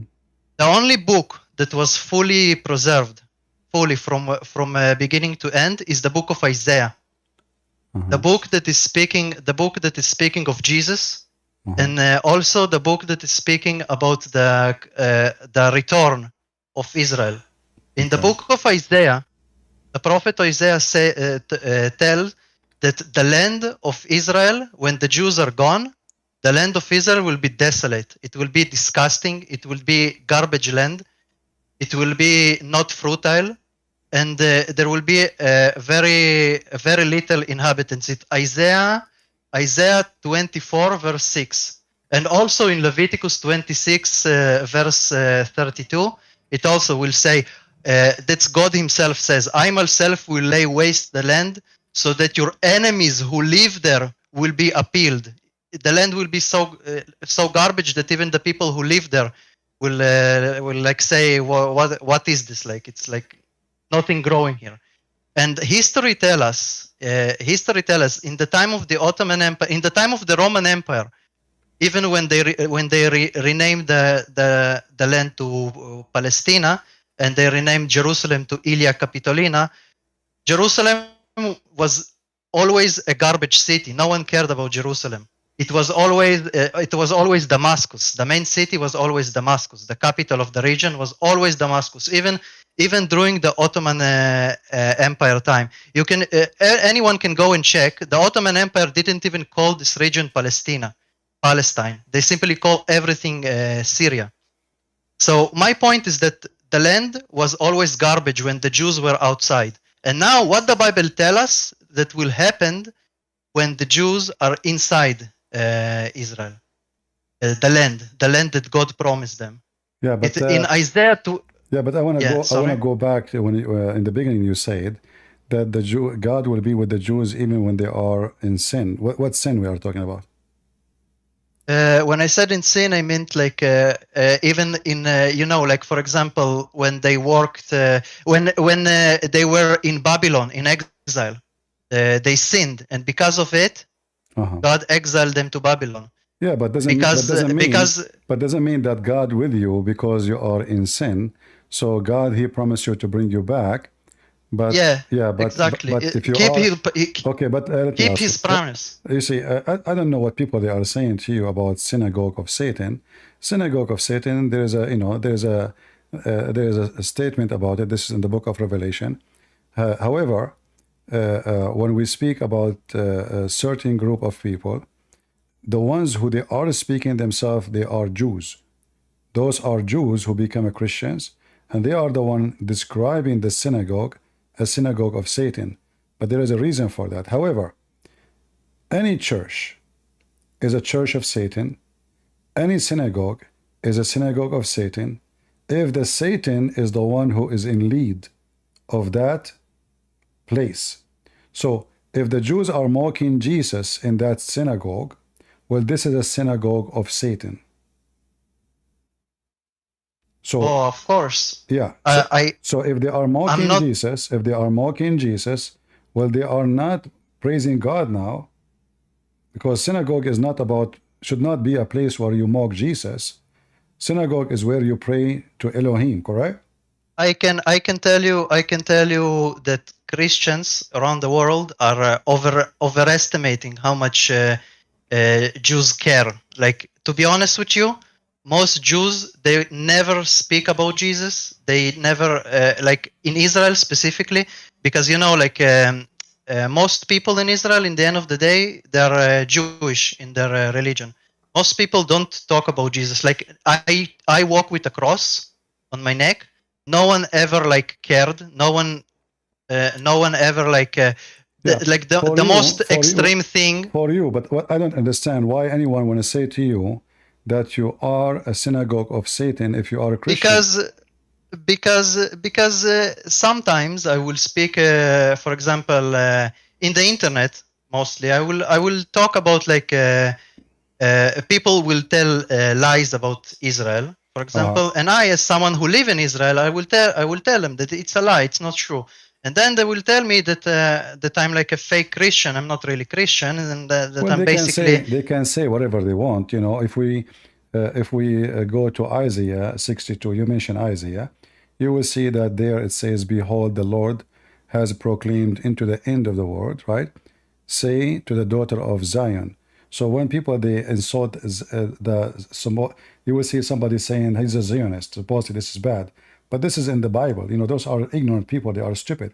This is why we as Christians, we support Israel. This is their land. The Bible says so.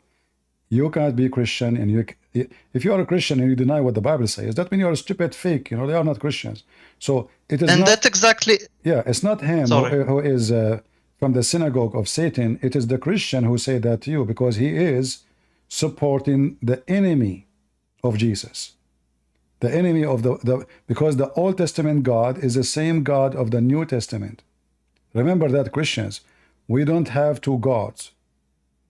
The God of the Old Testament, Jesus says, Abraham, before Abraham I am. They said to him, how that can be, and you are not even 40, 50 years old. He said, truly, truly, I say to you, that Abraham, he saw my day and he rejoiced for it. So the God of Abraham, the God of Moses, the God of all prophets, is the same God of the New Testament. We don't have two gods. We don't have three gods. We don't have four gods. So when the God, he promised the land to the Jews, this is the land of the Jews, regardless if they accepted Jesus or not. This will not change anything. If they accepted Jesus, they accepted, and in the same time, let us say there's 90% of the Jews that did not accept Jesus. By the way, I believe it's the opposite.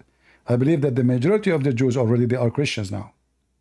The minority are not. So you are labeling the majority by the minority. However, for us as a Christians, we have to be always truthful, and we believe a person who don't believe in Jesus, he will not be saved. It doesn't matter who is he. And a Christian who is fake Christian, who vote for Democrat, he will not be saved, because you are voting for homosexuality, voting for abortion, voting for everything against the Bible. So the synagogue of Satan is for those who made Satan their God in that place. Synagogue is not about a place for the Jews. Synagogue present a temple of a prayer, a place of worship.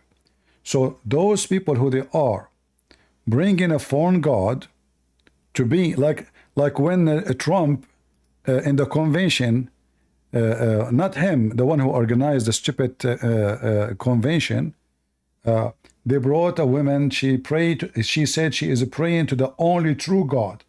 And then those Christians, they put their head down, praising the only true God, who is the God of the Sikh.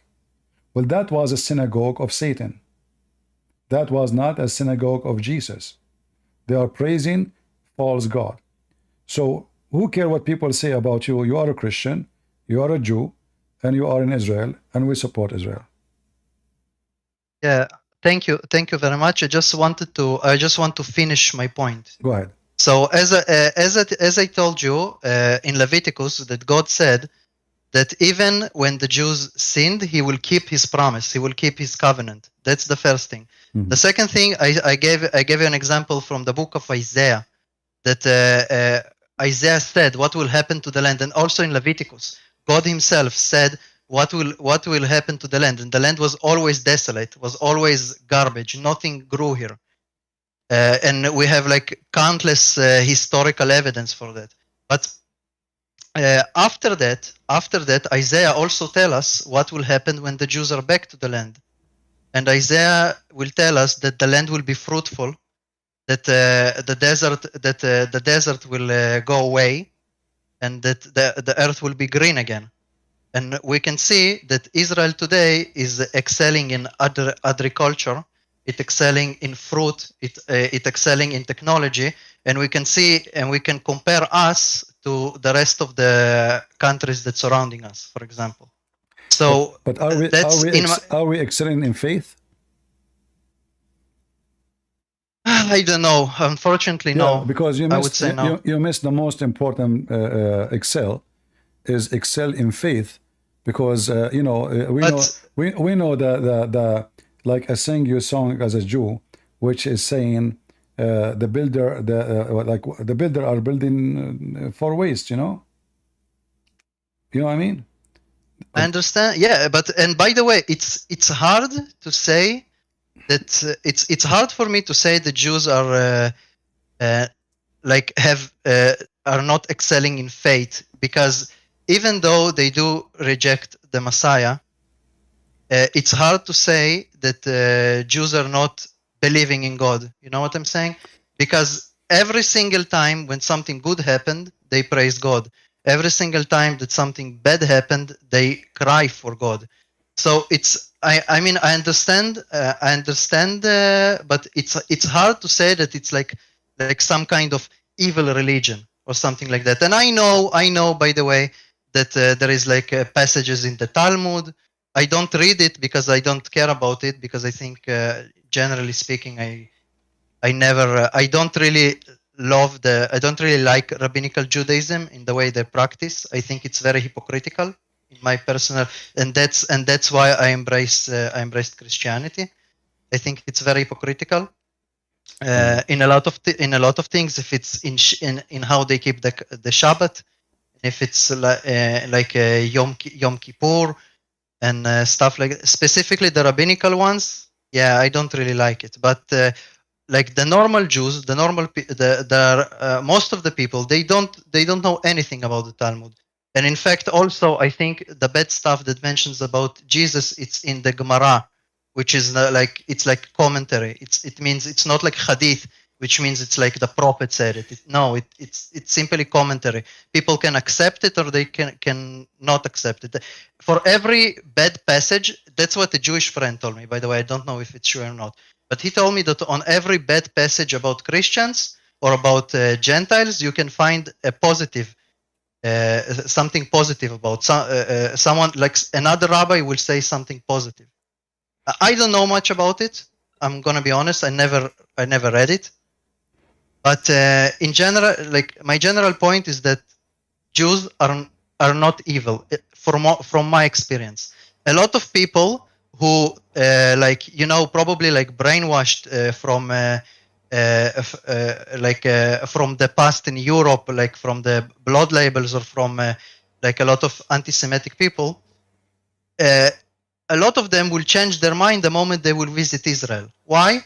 Because in Israel, suddenly you will see that we have homeless Jews, we have Jews that can barely pass the month, that barely can move from month to month, Jews who are struggling, we have Jews who are criminals, and we have Jews who are very good people. You will see that Jews, in the end of the day, they are simply like any other people in the world. In America, I don't know, maybe a lot of people will point out, say, oh, you see, those people are like working for Pfizer, those people are working in the government and whatever. But in the end of the day, in Israel, you will see that we have all kinds of Jews. In my opinion, I will share my opinion. I think that one of the purposes of the state of Israel, the modern state of Israel, is to show hypocrisy. Because a lot of people will tell me, Jews mocking Jesus. Every Christian country mock Jesus today. Sorry for saying it. We saw it in France, just like you said, just like you said a few hours ago. People will tell me, how can you be the chosen people if you have LGBTQ? Every single Christian country in the world have LGBTQ, and so on and so on and so forth. It's everywhere. So my point is that all of us, we need Jesus. All of us, we need to trust in God, and all of us need to love God, because as Jesus said, from their fruit you shall know them, like you said, and like you love to say a lot of time, like from their fruits you shall know them. If you see that the people are good people, they are behaving good, it means they are good people. If you see people who are advocating for terrorism, people who spit on Christians, then they are disgusting. They are. You know what? The Jews who spit on Christians, they are the synagogue of Satan. All right. Yeah. Well, you know, as you say, I agree with you. There's many are hypocrite. They blame like Jews for insulting Jesus, but those Christians, They have no problem with their own land. Supposedly the president, he could take an oath like Biden. He take an oath in the Bible when he became president, but yet he put the LGBTQ flag on the White House in the Easter day. They have it is just a hypocrisy to see, as Jesus said about the rabbis, who they see the little thing in the eye of somebody, but they don't see the tree in their eye. It's like a person who exactly, brother. He don't see the hump in his back as a camel, but he see the pimple in your face. So we as a Christians, we will never hate the Jews. And as you see, he himself is born of a Jewish family. He become a Christian. He become a believer, and I believe. By the way, I'm not I'm. My mother was always Christian. My mother baptized me also. Oh, okay, that's wonderful. My situation is a little bit different. Like a lot of Jews, by the way, they will have a negative view of Jesus because of history, because of false teaching. And in my case, it was not the case, because my mother was always Christian. My father is a Jew. His family, most of his family, some even are religious Jew in my father's family. My father himself is not really religious. Is not. I wouldn't call him even a Christian. But my mother is 100% Christian, and my mother is the one that gave me education, who taught me everything and showed me everything. And a lot of what I'm trying to say is that in the end of the day, it's like Jesus told us that we need to look at the fruit of the people, and judge them by individual. Like we hate the sin, not the sinner. And also, I'm a little bit lost in my thoughts. Sorry. It's all right. It's all right. Well, we got your point, but we need to know always remember that we can be proud about technology and having like the country is doing good, economy is doing good. But as the Bible says in the book of Psalm 127, that the builders, unless the Lord built the house, the labor is in vain. So we pray that Israeli, they will come to the faith, and they will let the Lord bless their buildings, so their building will not be labor in vain. Otherwise, many kingdoms, they flourish. Rome was massive. America is going to be gone one day. As long as they continue in this way, they will be destroyed sooner or later. All empires, they will be doomed for a very simple reason, because simply they start worshiping Satan and doing the act of Satan. So we should not be proud about an army unless it's an army of warriors who believe in God. We should not be proud about a country unless it's a country honor God and it's truthful with God in the law, in the behavior, in the practice, in the society. Right now, most of those countries in the world, America is included, is an antichrist God, and it's antichrist behavior, antichrist government, antichrist FBI, antichrist CIA. They are supporting terrorists. They support Osama bin Laden. They support Hamas. They support terrorists everywhere in the world. In fact, America have long history of supporting anyone kill Christians. Any country in the world, when they kill Christians, America is the one who will support you, including Erdogan, including the Syrian terrorist during Obama, and then after Obama, and then after Obama, and then they never stop. They always, who is the one who support Taliban? Who is the one who made Taliban? Who is the one who praised Hamas? Who is the one who brought Yasser Arafat to the White House to shake hands and force Israel to shake hands with a terrorist? Who is the one? The wicked American. So the wicked American, and I'm talking about the government, are always a source of wickedness. And yet they claim that they are people of God. But if you look at the fruits of every single American government, it was a fruit of the synagogue of Satan. So synagogue of Satan, not necessarily someone he's a Jew. It can be anyone. All of them, they have one God. His name is Mr. Dollar or Mr. Satan, whatever you want to call him. So we know it's also them. We it's know also them. very hypocritical. It's also very hypocritical to hate Jews because they wrote something bad in the Talmud, but then again Jews wrote the New Testament. Jews wrote the Gospels. The first followers of Jesus were mostly Jewish people. So I mean, if you're going to hate, then hate everything. No, we as a Christians, we cannot hate, and even the one who they are evil. Well, if, the fruit of hate is, will make you Satan yourself. So we don't hate anyone. We feel sorry for those who do like disgusting behavior. But we know that Paul, he was a very, very conservative Jew. Extreme. So if you want to hate the Jews, you start from Paul and continue, go through Mary and go through everyone in your book.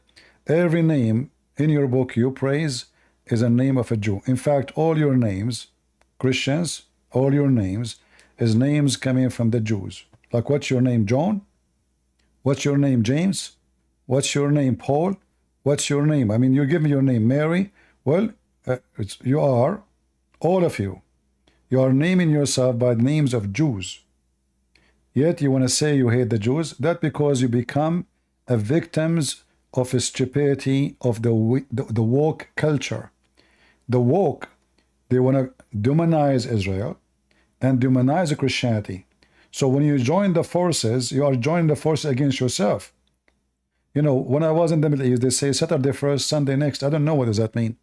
I was a kid. Then I learned that we kill the Jews first, and then we finish the Christians second. So they demonize Israel today.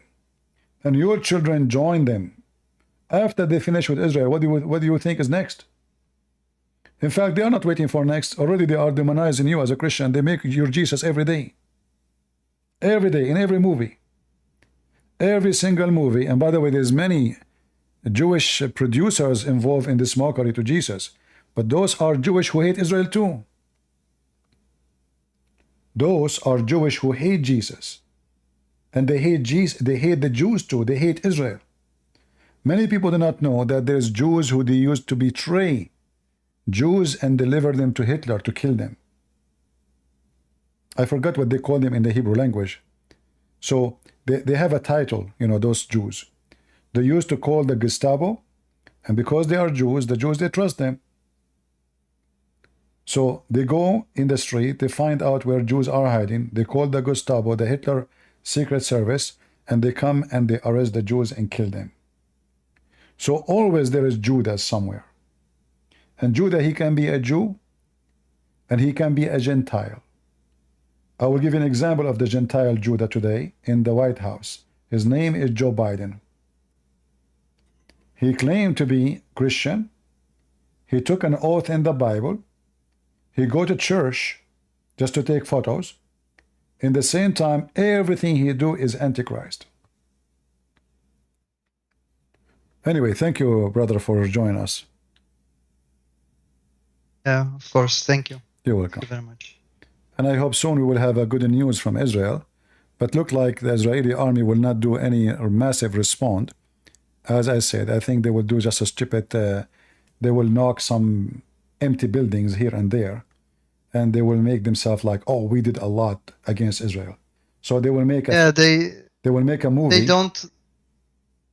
They don't want to piss off the Americans. That's how it goes. Because they're afraid. Because they're afraid. Because they are stupid. Yeah, of course, yes. 100%, I agree with you on that. And then tomorrow, Hezbollah will attack back. Good luck. It's just a matter of time. It's like with Hamas. It was the same situation. They waited until it blew up. The same will eventually happen with Hezbollah. Before that, they had the civilian war in Syria, so they were occupied, and we had peace, quote unquote, peaceful times. But then again, it's only a matter of time before, as you said, like Saturday first, Sunday next, or Sunday first and Saturday next. Next time the war will be way bigger, and they might be stronger than you. You never know. You know, I don't think they will be stronger. I think it's definitely the result will definitely will be dire, because why not? If Iran they were able to make a nuke next month, and then they smuggle their nuke to be shot from the south of Lebanon. You will nuke them, but if you nuke them, they nuke you first. Well, I mean, your population is so small, their population is so massive, they lost nothing. You lost the war. Yeah, so, but also the whole, I mean, I'm not sure if ideologically they will do it. I mean, they're stupid, so maybe. But I mean, if the whole point, why they will not? Because apparently they love Jerusalem, or El Aqsa. Come on, El Aqsa Mosque, El Quds. They will not nuke Jerusalem. They will nuke Tel Aviv. Yeah, but if you nuke Tel Aviv, you basically also nuke Jerusalem, because it's a very small country. They will lose nothing. Just trust me. They don't love Jerusalem. Who care about Jerusalem? They care about killing every single Jew.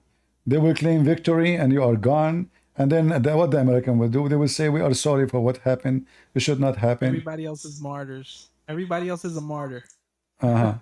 Yeah. So it's going to be too late. So the Israelis are waiting for their destiny to be killed. But by delaying the response, Hezbollah will be stronger next year, and God knows what kind of weapon they will have next year. It's just a stupid behavior. Yeah. And now I'm sure they will not do any massive attack against Israel. They will do some kind of theater claiming that they made victory, which will make Hezbollah even stronger. Because the world is watching that Israel is unable to do anything really serious. Nothing. You know. So we will see in the coming few hours what they will do, what kind of theater but Netanyahu will do. It's a bad movie made in Hollywood. All right, brother. Thank you very much. And that was Thank you. That's the topic I was going to bring you, Christian Prince. I think it's really interesting how the Muslim allies that in France, the liberals in France, they want to do this abomination in the Olympic stage. I think it's really interesting because, like, in this day and age, we see them more in the open. Like back in the day, they were a little bit more occult.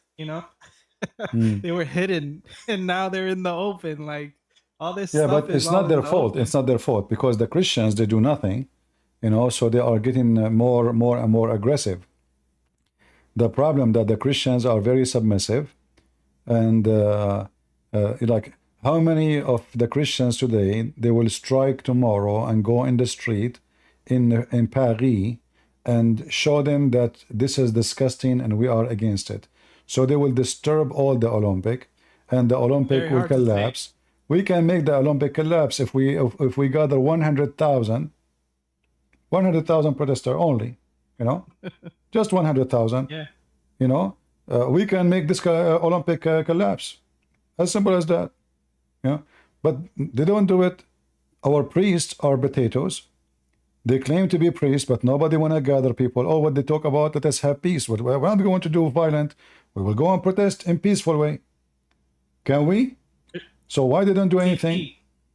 One of my friends actually invited me to his church today, and he is Egyptian Coptic, I think he is. So he's Egyptian Coptic, and he invited me to his church. It's I think it's an Orthodox Coptic church. Yeah. And let me tell you something, my back hurts. Because you stand a lot? You stand and you sit. You stand and you sit. Yeah. It's difficult on your back, Yeah, they have different, Yeah, they have different customs. But something that I noticed, because, the churches that I grew up in are a little bit more, I guess, Protestant or something like that. Something that I noticed is that they're very monotonous and sleepy, I guess. I don't know if that's their way of praising the Lord. Hey, I'll praise to the Lord if that's the case. No, but you see it's a little bit the tradition in churches. This is not about sleepy. Making noise in the church for them is a kind of a disrespect. So the way they praise, it have to be elegant. It have to be a singing way. It have to be like in a musical no way. instruments. It No have to be instruments. even sometimes they use like bells. So it's totally different from other churches. So for It you, was really interesting, though. it sound like very sleepy, but this is not sleepy. This is the way it is for 1,000 years. It's not. Yeah, but in other churches, because there is no, let us say, rules. Here there's rules, everything by rules. So this verse will say it, then you do this, and then you say that, and then he do that. So this is a very established, not only practice of rituals, but a culture thing in the same time. So the prayer have a lot of rules, and certain words will be said in certain time. And people, they will do this, like you stand up, you sit down. When they say this sentence, you stand up. When they are done, you sit down, etc. So when the prayer is being said, you stand up. So they have certain rules. However, if you don't like it, don't go there. But I don't like your comment about saying sleepy. I have a question, Christian Prince. Do you think so let's say we have the example of what just happened in France, something, that abomination that I didn't really see it. I just saw the pictures on YouTube. I don't even want to click on it. I don't want to see it. But when do those types of churches have time to like talk about things like that? Like things that are going on in the world, Well, we are here When do talking they about do it because in churches they don't talk about it. If our churches talk about it, I will not be here. Oh, I see. Our churches, they are our priests. They are just busy collecting donation. It's a shame, Yeah, and many of them, they are politically correct, and they don't want to be in the front of a war with anyone. They want to make they want to keep Christianity just a title, like we are peaceful people, so we get angry from nobody. We have a problem with nobody, but in reality, everybody have a problem with us. We are under attack. Well, you know who doesn't have a problem with them? The Muslims. The devil, yeah. Christian Prince, I wanted to ask you, did you see the thing that was going on with the river in I think it was in Paris, where Macron wanted the swimmers to swim in the river? Did you see that? I did not watch anything in this Olympic. I don't care for it. Well, let me tell you a little bit about it. So Macron wants people to swim in this Paris river, and they did tests of the water in the river, and they found really high levels of listeria. And so listeria is what you find in human feces.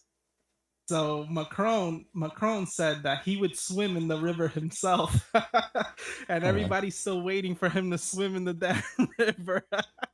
All right, this is not important. I mean, the river is full of all kind of stuff. All right, thank you. I'm just saying he's trying to kill people. Thank you so much, Christian Prince. All right, thank you. I think we have Userman next. Userman, are you there?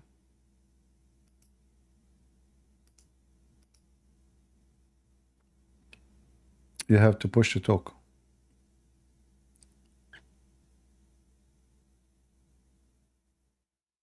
All right. Well, Userman, he have a problem. Hello, CP. How are you? Hold on, Islam. Hold on. Assassin, you are first.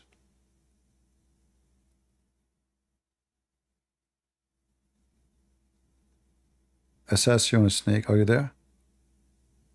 Yes, I'm here. Can you hear me? Okay, go ahead. Yes, thank you, sir. You wouldn't remember me, but I was talking to you last time about Saudi Arabia and how the issues that they had there. All right. Yeah. I have a group of friends that I'm trying to convert them back to Christianity, but they're like originally Muslim, and the issue is that they don't know anything about Christianity, and all they see is all this evil that you see that the world is doing right now. This the leftist propaganda, their communist garbage, and their of mockery of the Lord, like what you saw in the France incident. Uh, so it's pretty difficult, but at least I did the first step that you said, which is go check to the church. I went to the church that I to an Eritrean church, an Eritrean church, and I asked them the same questions you asked me, which is that what do you think of Islam and what do you think of the LGBT? They told me in front of people that Islam is not Christian or doesn't have any Abrahamic religion whatsoever. All right. And the only way we can accept them is if they convert to Christianity and follow our doctrine. If not, they are not they're not welcome. That's the first thing. The second thing is about LGBT. They said it is completely forbidden. It does not matter who it is. If they say they're Christian or not, they are already out of our doctrine. If they practice this. They said the truth. That's wonderful. Yes, yeah. So at least I know now that the church I go to is correct, and it's it is by the law by the Bible. That's that is yes a truthful priest. And I'm going to go into it very deep. Hopefully within the next couple of weeks. The thing that I have a question is you mentioned yesterday about the Bible that you said the Aramaic Bible is the best one to get. No, I mean the translation, because do you speak Aramaic? No, sadly, because I'm Eritrean, so we speak Giz. So which is I'm talking about translation, because you see in many translation, like when Jesus says "I am," they are just putting the word "I am," when in fact this is not "I am." This is "I am the living God." This is not "I am." This is what God said to Moses, you know. Yeah. So they are just using, like, let us say, the appearance meaning of the word, but they are not putting the full meaning. Context. Yeah, the context or the actual meaning of the word. Okay. Yeah, so this is why I said the Aramaic translation, the Peshitta translation, is better. Okay. I found a soft copy of it, so I'll check that out as well. So that's all good. Yeah. And the main question that I have is, in the sense of evil, like you, do animals sense evil? Animals sense evil? Yes, animal they can sense. You see, because our creator, he is the same creator who created animals. So he gave them a sense in order to survive, you know? So animals, they can sense evil in order to protect themselves. I see. So usually, like even a dog, not only he sense evil, like I don't know if you watch videos on YouTube, you will see a dog, he broke something. But when the owner come back, he put his head in the corner, he is guilty, you know, he knew he's guilty. So, and then the owner, he says, "You did that?" And he hide his head. So even though he's a dog, God he gave him ability to know that what is wrong and what's right. So yeah, they can sense animals. They can sense from even your smell. If you are in fear, you know, if you are, they can sense a lot of things. So God, he gave actually animals way more sensation than us, because he gave us advanced brain, but they don't have the advanced brain. They have advanced sensation to survive. So they can smell you, but you cannot smell them the same way. I mean, I cannot recognize if a person he is afraid from his smell, but animal can do that. Yeah. The reason why I'm asking this weird question is, before I did the baptism and the cleansing and doing all the ceremony to join the church, dogs and animals would not come close to me. They would be, any dog will basically try to attack me. But after the baptism and after the cleansing and after going to church a couple of times, the animals are not as aggressive as they were before. So I just want to make sure, because it means that there is a reason for it. Yeah, obviously animals, they have always, like Muhammad, he hate any dogs, because obviously dogs, they hate him, you know. So when a dog he see Muhammad, he go crazy. For he, like you said, that dogs don't like to get close to you, but they don't go crazy against you. Yeah, I actually got So attacked a maybe you couple of have times. like you have some kind of bad, let's say, energy inside you, making the dogs hate your present. Because they can feel what we cannot feel. You know, they have their own way. So That's maybe after you become a Christian and you get baptized, you became more peaceful inside you, within you. You know. So I they assumed they as feel much. they feel peace inside, you know, within this person. Yeah, that's why the reason I'm asking is because I could literally feel the difference and actually see it. So I just want to make sure, uh, because this what you're talking about usually is like this feeling of foreboding, like evil, this dark feelings coming to, like, oh, these dogs, they're gonna attack me and everything. But now I don't feel anything anymore. We as a human, we can feel the same, but usually we feel it in different way. As an example, when I hear your voice is a kind of energy, and then this energy either will make me feel comfortable or will make me feel disturbed. So there's some people, when they speak, people get uncomfortable. You know, their voices sound evil, even though the person did nothing to you. He just talked. You know, he did nothing. You know, but his voice delivered to you a message which is not. You don't know why, but your brain did not like it. You know, the brain did not feel comfortable with it. So then your brain make decision about, oh, I don't like this person, just because of a voice you heard. Or you might be the opposite. A person, he speak, you never saw him, you never met him, but the voice make you feel comfortable. So you say, oh, that's good. You know, inside me, I feel good listening to this voice. So we as a human, we have different way of sensing things from animals, and we have a brain to process all kind of information come to us. Dogs, they are kind of programmed, or even cats or any kind of animal, and most of their sensation is based on real sensation, which means smell, touch, sound. Some animals even they are deaf, so all their actions is programmed, and we are different. I see. This is why, like, you know, dogs, like, you can try to be friend to a dog, but if you don't like you, he will never like you. You can feed him, you can give him food, you can etc. Still, he will not like you. Why? Because he feels something wrong about your energy to him, so he don't feel comfortable with you. So he's always afraid of you. He's always, even if you are feeding him, even if you are the owner, you know, still he is not really, he is afraid of you. There is something between you and him did not, and the dog did not click, let us say. But a human being is different, because a human being can manipulate a brain of someone else.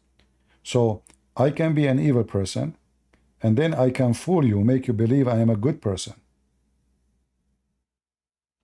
because you judge me by some information you received about me. It's like a scammer. You know, when a scammer, he scam you, what he do? Yeah. He He'll try convince to be you, nice. yeah, even though his purpose is to destroy your life, to steal your money, to make you homeless, and maybe even to kill you. So he make you relax, he make you so comfortable, he make you so trust on him. Vulnerable. Yeah, so you trust the person, and then when you trust is where he bite like a snake, you know. So the animal is different. Animals, if they don't like you, they will never like you. It doesn't matter how much you feed them, it doesn't matter how you take care of them, they will never like you.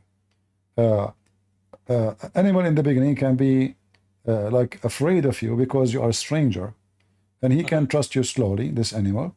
But however, if the animal never like you, he will never like you, no matter how much you take care of him. Yeah. A human being is different. Yeah, that's what I thought as well. It's kind of strange That's why I was asking, because it was very strange that specific dogs will always hate me for some reason. Yeah. So and then afterwards, it's not so much anymore, or even to be honest with you, much better now. They actually come to me and they're not scared. Well, that's good. Hmm. Just be careful. Yeah, I'm already bitten once. I don't want to get bitten again. All right. Yeah, and Christian Prince, thank you very much for this, because this, I'll be honest with you, I was contaminated as well by the hate of the Jews as well, because of the fact that I grew up in Saudi Arabia.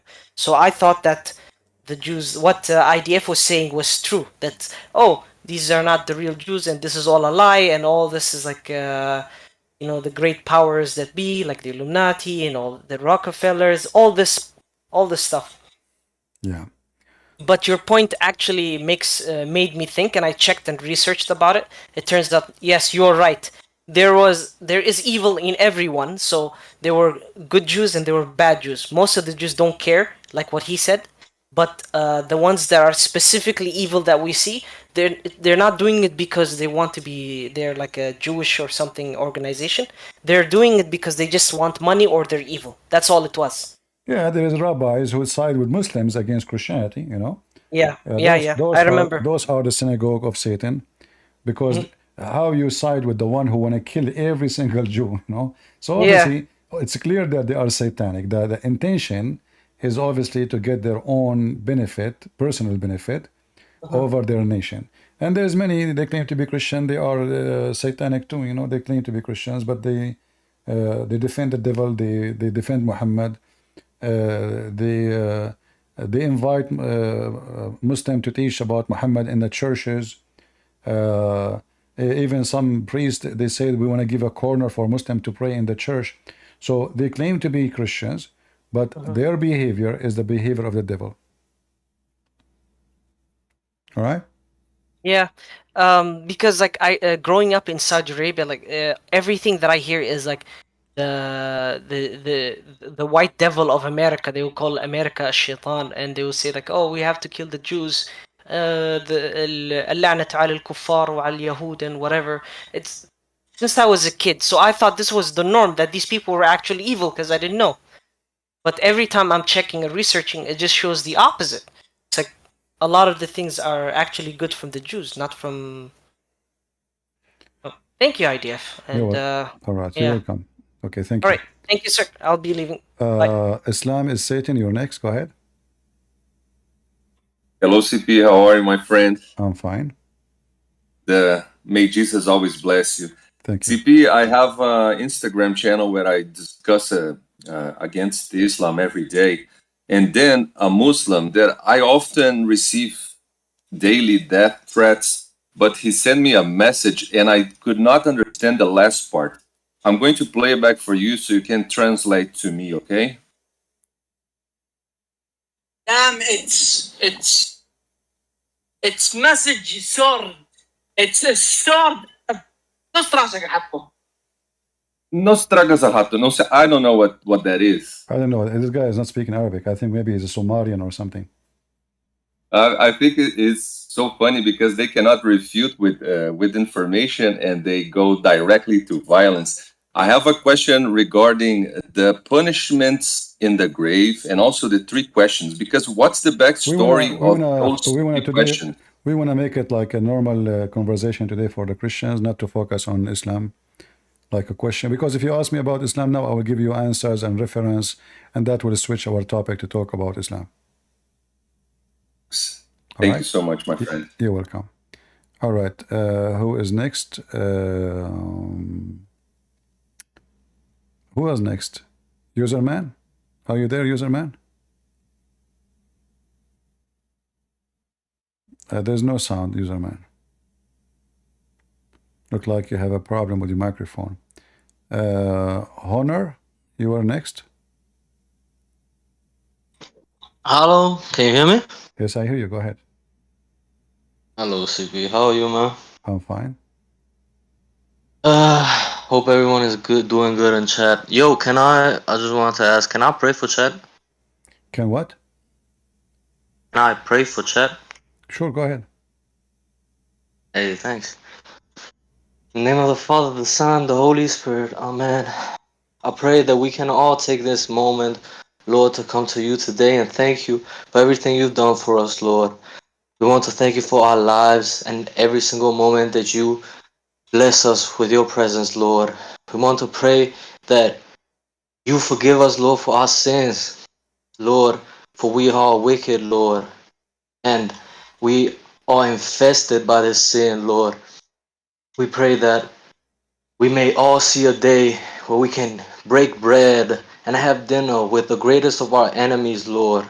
I pray that every single one of us, by your grace, shall be able to forgive their greatest enemy, Lord, and walk in the way that you taught us to walk, Lord, to follow your example. I pray, Lord, that every single one of the Christians who is causing discord amongst the brethren, Lord, for him to find peace, to find a reason, Lord, to get away, Lord, from the discord that is destroying the churches in the body of Christ, that is separating the body of Christ today, Lord, and all the mistakes that we have seen others do, Lord. May we forgive them and give them another chance, Lord, for we all do mistakes. Just as you do with us, may we be merciful to others, Lord, and may we not judge the others unless we are ready to be judged. Thank you, Lord. Let your will be done in our lives and be glorified your name. In the name of the Father, the Son, the Holy Spirit. Amen. Hallelujah. Thank you very much. Thank you. God bless you. God bless you too. All right. Herod, your mic. Hey, CP, how are you? I'm fine. Yeah, I just wanted to thank you because your channel has been very informative. I'll give you an example. I was an altar boy most of my young age, and our priest never taught us anything about Islam. We were also misinformed about Ishmael and all that stuff. So thank you very much because I've really benefited from your channel. And I'm teaching my kids a lot of things that I'm learning through the channel. And yeah, I'm just the topic of what happened with the Open yesterday was really disgusting. And I'm really curious. Why not more people, influential people like Mel Gibson has come out. I've talked about it, and very few people. But I did see Andrew Tate's today. I'm not a fan of him at all. I don't listen to his stuff. But he went out protesting for Christians, and I don't know what your thoughts on that. I'm not here. The last part. Not what? Andrew Tate went out and protested for Christians today. Protested? Yeah, for what happened. He was telling Christians in Romania come out. He went to the French embassy. I'm no fan of this. Yeah, but it this is a shameful for those who call themselves Christians, that a pimp he have more sense than them. So shame on them, like a pimp. But for me, I find that this person is just a hypocrite. He's trying to present himself that he care, but if he care, isn't him who lure women into sex? So he mocked Jesus more than anyone. He mocked Jesus by doing real physical act against his children. He lure women into sexual business to just make profit and money. He is Satan himself, but he tried to present himself now he care for Jesus. I mean, look who is talking. The one who say the F word every 2 seconds. The one who teach how to beat women, how to rape women, how to take advantage of women, and how to not to pay your taxes, how to cheat, how to lie. And then he is the one who care for Jesus. It's just another fruit of a fraud person. It's like it's like the devil trying to present himself. He is a lawyer for Jesus now. Yeah, because a lot of my friends know that I don't like him. I don't follow him. I always talk like call him out for what he is. And all of a sudden today they're sending me messages on Facebook and all that. Oh, look at this. That's how I saw it about him. And I was like, guys, he's probably just doing it for views, just being a hypocrite. And then they're all like just calling me a hypocrite because, I don't, whatever. You know what I mean? It's crazy. We live in a crazy world. Yeah, well, I mean, this guy is a big scam. Like even somebody saying in the chat, the worst part of that he scammed thousands of people, thousands of dollars from guys, thinking they were talking to girls, while whole time he was the one texting them. Oh my God. Unbelievable. Yeah, so he was texting men playing that he is a girl, and he sent pictures of naked women. Unbelievable. We Yeah, have somebody in the chat, her name or his name Loon, and he kept posting a flag, supposedly it's a flag of Palestine. My friend, you can make a million flag, but you cannot raise it anywhere. Where is your flag is raised? Your flag is raised everywhere except in the place you should raise it. So you're just being stupid. So you put the flag here. That's it. You have a state now. I mean, do you dare even to carry this flag inside Saudi Arabia? They will arrest you. Inside Emirates, they will arrest you. The same flag you are posting here. I want people who they are in the chat, don't post those silly stupid pictures. I hate them. Anyone in Discord will post a picture, I will block you. Don't post those stupid pictures. What is this? Go ahead, Herod. Continue. Yeah, so yeah, I was getting a lot of like negative feedback from people because, I don't like the guy and I call him out for what he is. But it's very discouraging. Like, what do we need to do as Christians? I look at the Olympics. They're protesting. They're some of the athletes are, with Palestinian flags, and I mean the Olympics is peace, unity. We're supposed to forget all about that. And I'm really disappointed in the Olympic Committee too because they're not doing anything like really to, Well, the best way to fight all this garbage is not to be part of it while you are watching it. Yeah, I'm boycotting it. I'm not watching it. I tried to get some people to go protest in front of the embassy in Ottawa here in Canada. It's a 4-hour drive for us. And everybody's like, well, it's just going to be us. What are we going to go do? Like, I mean, we got to get more active, more energetic, I find. Yeah. All right. Thank you very much. Thank you, CP. God bless you. Bye.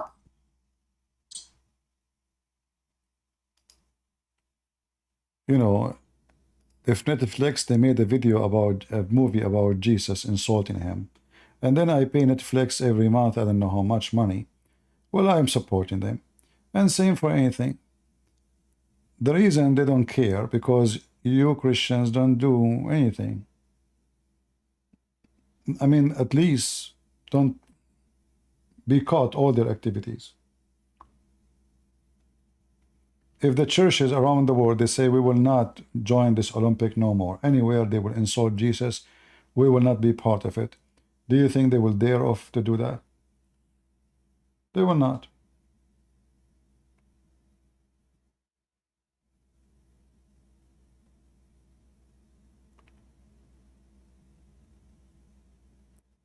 When Christians, they do nothing, the enemy of Jesus, they will do more because they notice that those Christians are just submissive.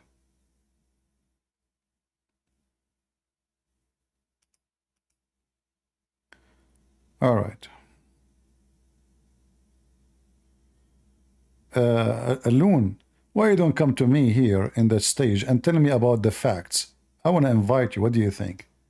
I want you to tell me facts about Palestine. Guys, do you like to hear somebody is a Palestine supporter? Me myself, I like to hear. So do you have the courage to come and tell us about Palestine? Or you are just a text terrorist? Huh? Are you there, Loon? Do you like to come? Come and tell us about Palestine. I promise you, I will be so friendly for you. So posting for us videos in YouTube, that's because you're stupid. All the facts you have is zero facts. Okay, let me block you then. as long as you don't want to.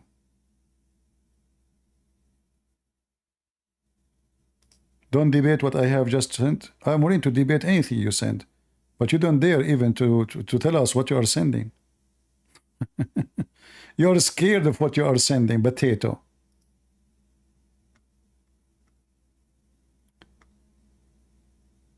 Is it true that Gaza is a center of prostitution? Is it true that Gaza is a center of drug dealers? Is it true that Gaza is a center of kidnapping? Is it true that women in Gaza don't sleep at night? Is it true that Gaza you cannot even leave your shoes out of the house because somebody will steal it? Is it true that Gazan they throw Palestinian from the top of the roof? Is it true that Hamas they throw 100 of the Mujahideen from the top of the roof and they kill them? So you are just a hypocrite as long as you are talking about facts. Well, this is the fact that you are a scumbag like them. You don't dare to talk about facts. Here we talk about facts. Did you dare? That's why you don't want to join us. Potato. Gerald, your mic. Hello. Hello, Christian Prince. I heard you say earlier about how we're here to kind of talk about stuff that don't get talked about at church. So I just wanted to like share a little bit of those things that I like. I did talk to a few people at church about, but only the people that I trust and I know that are mature and can handle conversations. And my favorite topics that I've had like really spicy conversations at church with a few friends are mostly about traditions, and I kind of wanted to just see what you think about them.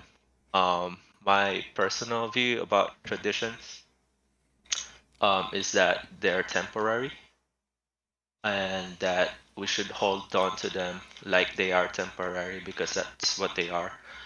For example, when we get to the kingdom of God in the new creation, we won't need a pope anymore, right? Because then what's the pope gonna reveal that Jesus is not able to reveal to us? Or we won't have to read the Bible in a specific translation anymore, because then we can just talk to the Lord.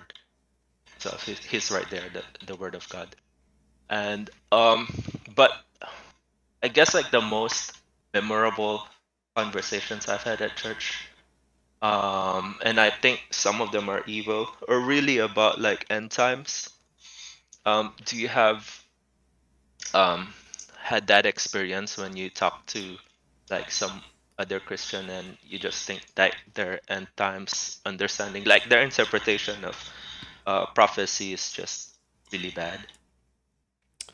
First, I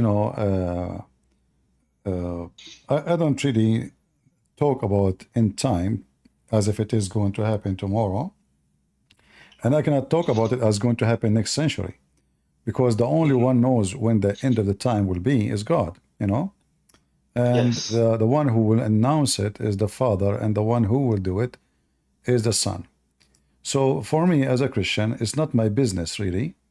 My business is to warn people about what will happen to them in the end of the time if they don't believe. But when the end of the time is going to be, this is not my business. In fact, I avoid listening to people who speak too much about end of time, especially who try to make it like it's going to happen now, as if they knew. This is for me is a sign of being like making things up, because you don't know, I don't know, nobody knows, God knows. However, the important for us, like when the Bible speak about the verses, the parable of the virgins are waiting, with the oil and the lamps. So this is how the end of the time will be. It's like a darkness, and some they have lamps, and the lamps have oil, and some they have lamps, but the lamps have no oil. So when the Lord comes suddenly, that's why it's like in the dark, in the night, but not necessarily it's mean the dark, it's a parable. So when the Lord come, there is some people they have oil, which mean they will be able to light their light and they will be able to be found. And that light is the fruit of those people and their faith. And there is people who claim to be believers and they claim to be virgins. And virginity here is not about sex, it's about you being devoting your life to God. And you think that you are qualified to be in heaven, but in fact you are fake.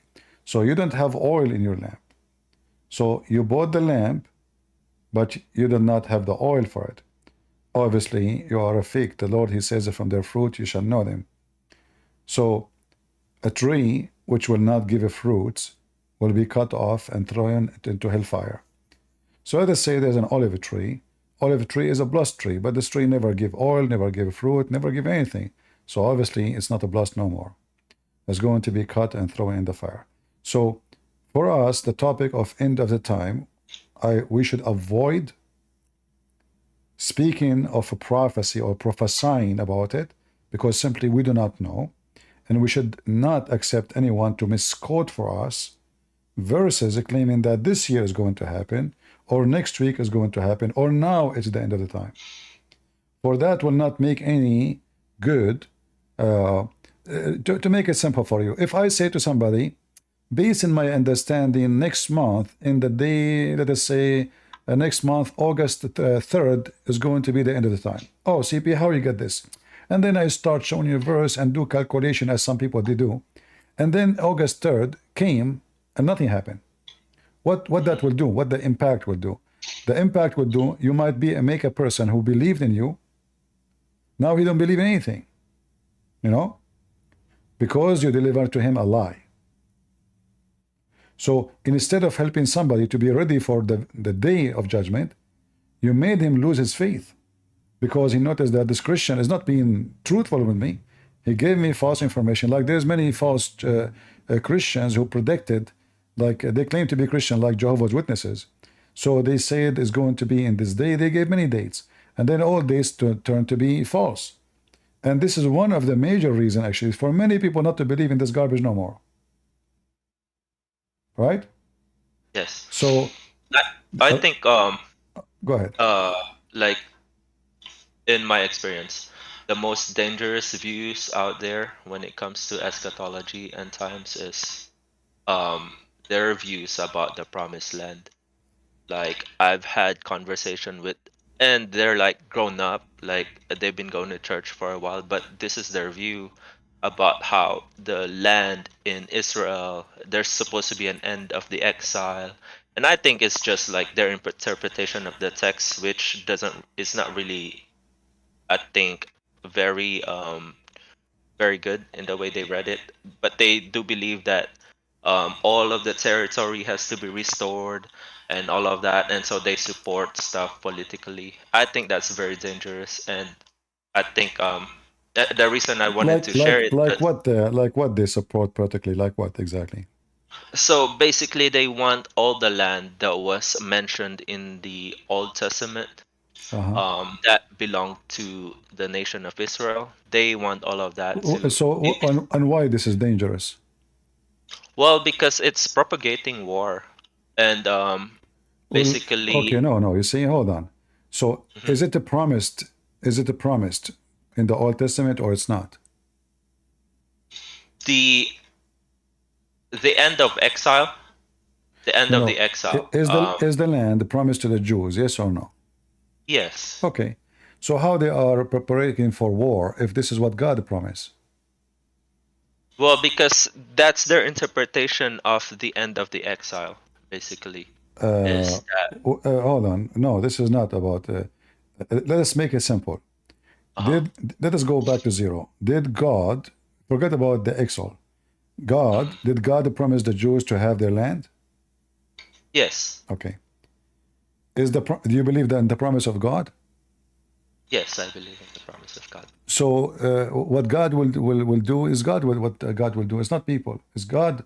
As God will give the land. It's not you making war or you not making war. The promise of God will be done. How is going to be done? God will make it happen. You know, we don't know. Maybe He will cause war to happen. You know, like two evil nations fight each other, they lose, and then the Jews, they take their land. The same as what happened now, actually. How the Jews, they were able to take their land after thousands of years, losing their control of their land. It's a miracle, right? So Yes. it was not the Jews, they came with weapon to take their land. In fact, they are invited to take their land. So the start of Israel in the beginning, it was a miracle. It was the caliphate of the Muslims, the Ottoman Caliphate. The Sultan is the one who agreed that the Jews will come to their land. They did not come as an invasion. They did not invade. They did not come with an army. They didn't have an army, right? So here you notice that God, he can cause reasoning to happen to bring those Jews back to their land without any war. Yes. So he accomplished, let us say, a part of the mission. They did not take all their land yet. So he accomplished part of the mission without them, you know, invading anyone. And the same God who did that in the beginning, he can do it again. Yeah, but can I tell you kind of like the other part of why I think it's kind of dangerous? Go ahead. This well, this is not my belief. This is what my friend is telling me and that I disagree with. So they also believe that part of that, their understanding of how end times will happen, I guess, like their interpretation is that the end of exile also means that all the land will have to belong to Jews, and so that means other ethnic groups will have to be kicked out. Well, other ethnic group already are kicked out. Like this land, which God he promised, it was the land of the Babylon and the Assyrian. There's almost nobody left there, you know. Yeah, but they like my friend. The one who is there is occupation. So what's wrong with kicked out? This is not their land. The Arab who came to Iraq, this is not their land. The Turkish who occupy Turkey, they are in this not land. I mean, all the countries around us in the Middle East, they are not. This is not their land. The Syria is not the land of the Arab. Yes, but aren't there Arabs that live in Israel that are even Christians? Well, they are no problem. You see, I have no problem to kick everybody which is not his land. What the problem? If this is not your land, it's not. You know, listen. Legally. I am in USA, right? If the American they decide that I should not get a citizenship, can I complain? No. No. Okay. But they can deport me. They can deport me. But there's some that are citizens that are there legally. It doesn't matter. This is not their land. If it's your land, go back to your land.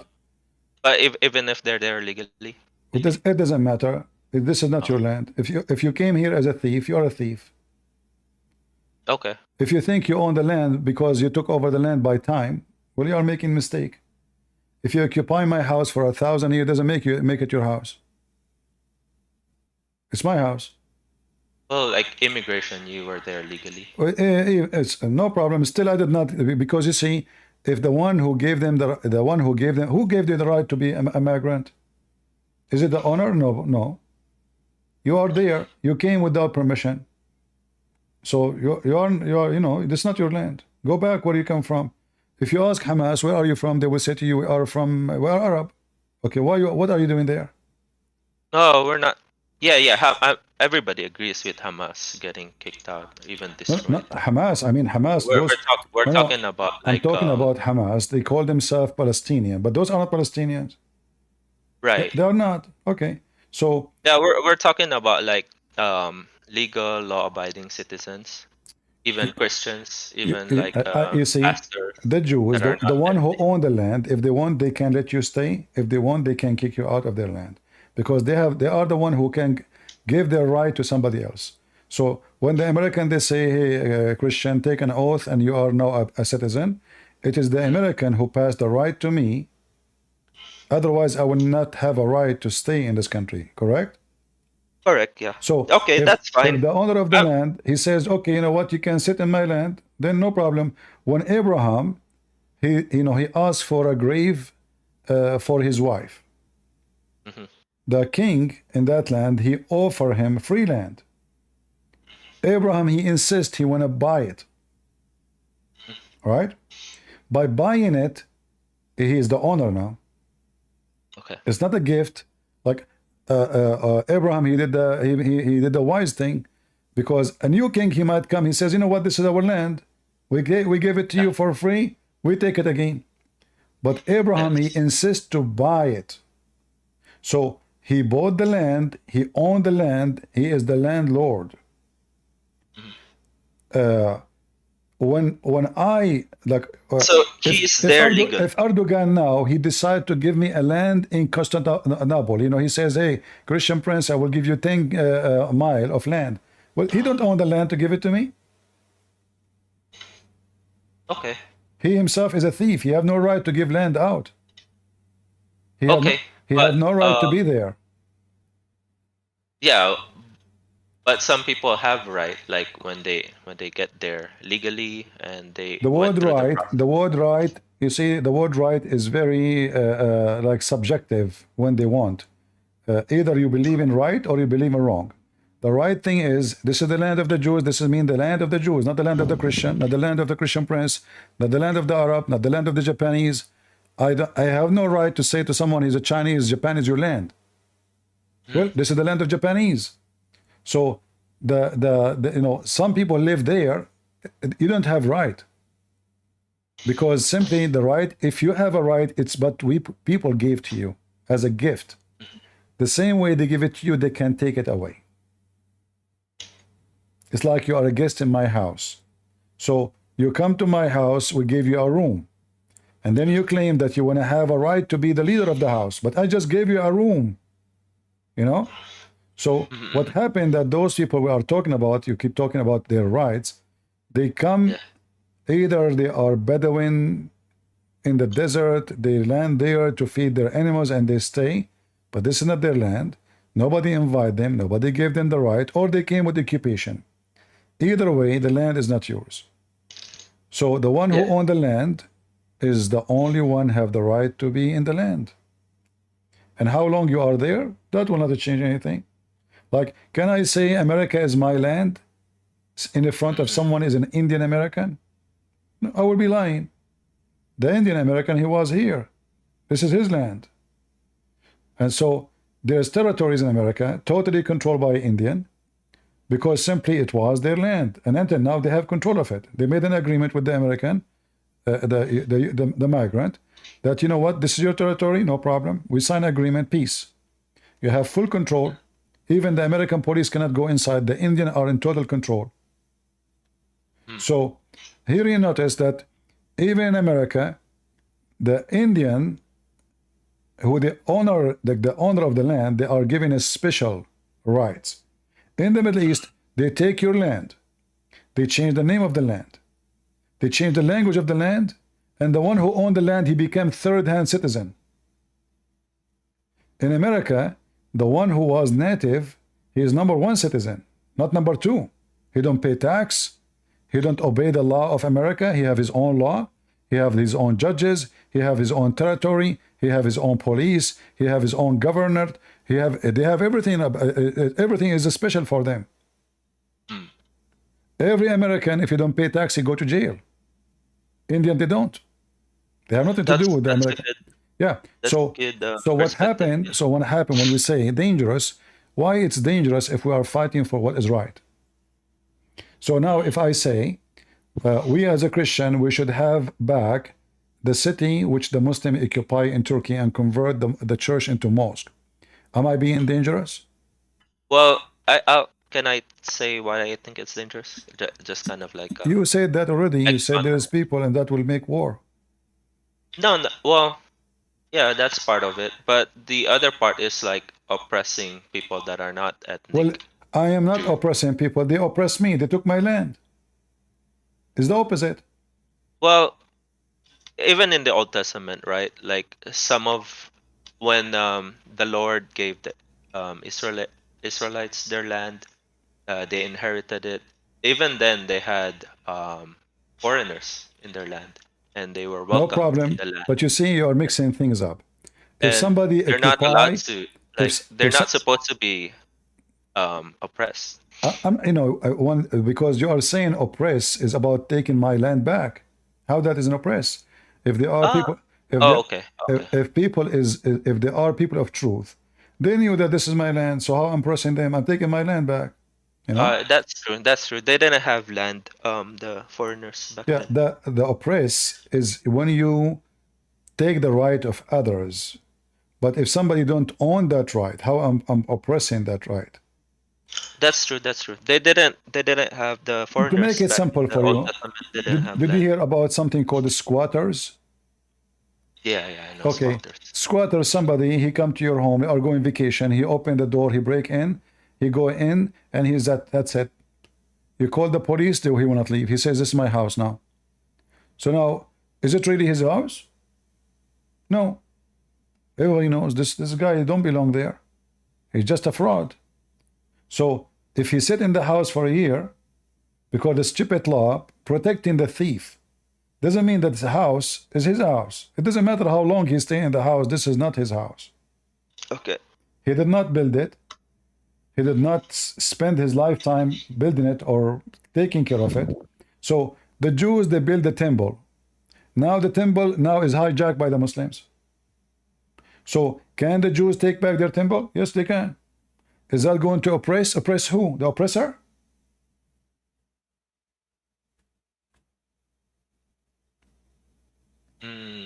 Can you say that again? Sorry. If I take the temple, if I am a Jew and I take my temple back, then you will say to me, I'm oppressing the Muslims who they are now in charge of the temple. But they are oppressor. They took it from me. They stole it. You cannot call an oppressor oppressed. He is oppressor. He is an occupier. And now the whole world is taking the opposite direction.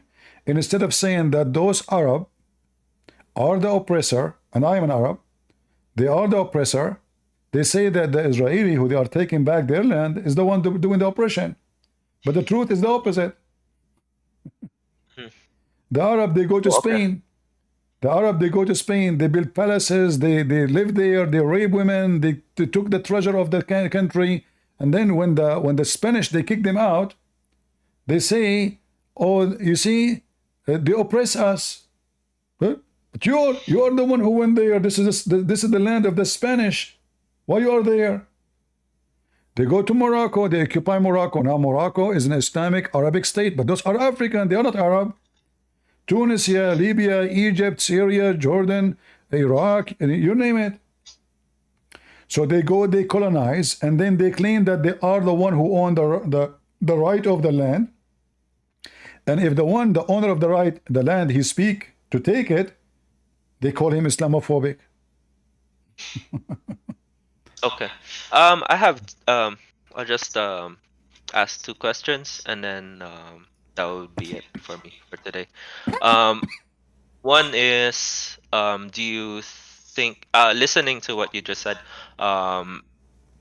is it right that I'm understanding that your view of like who is an Israelite is in Israel right now is purely ethnic, and not as a You see, citizen? the ethnic matter. It's all of us. We are children of Adam and Eve, correct? Yes. So it's not about ethnic. This is not about ethnic. It's about a group of people who believe in God, and it happened to be that they are children of a man. His name is Abraham. Those people, they've been rewarded to have a land.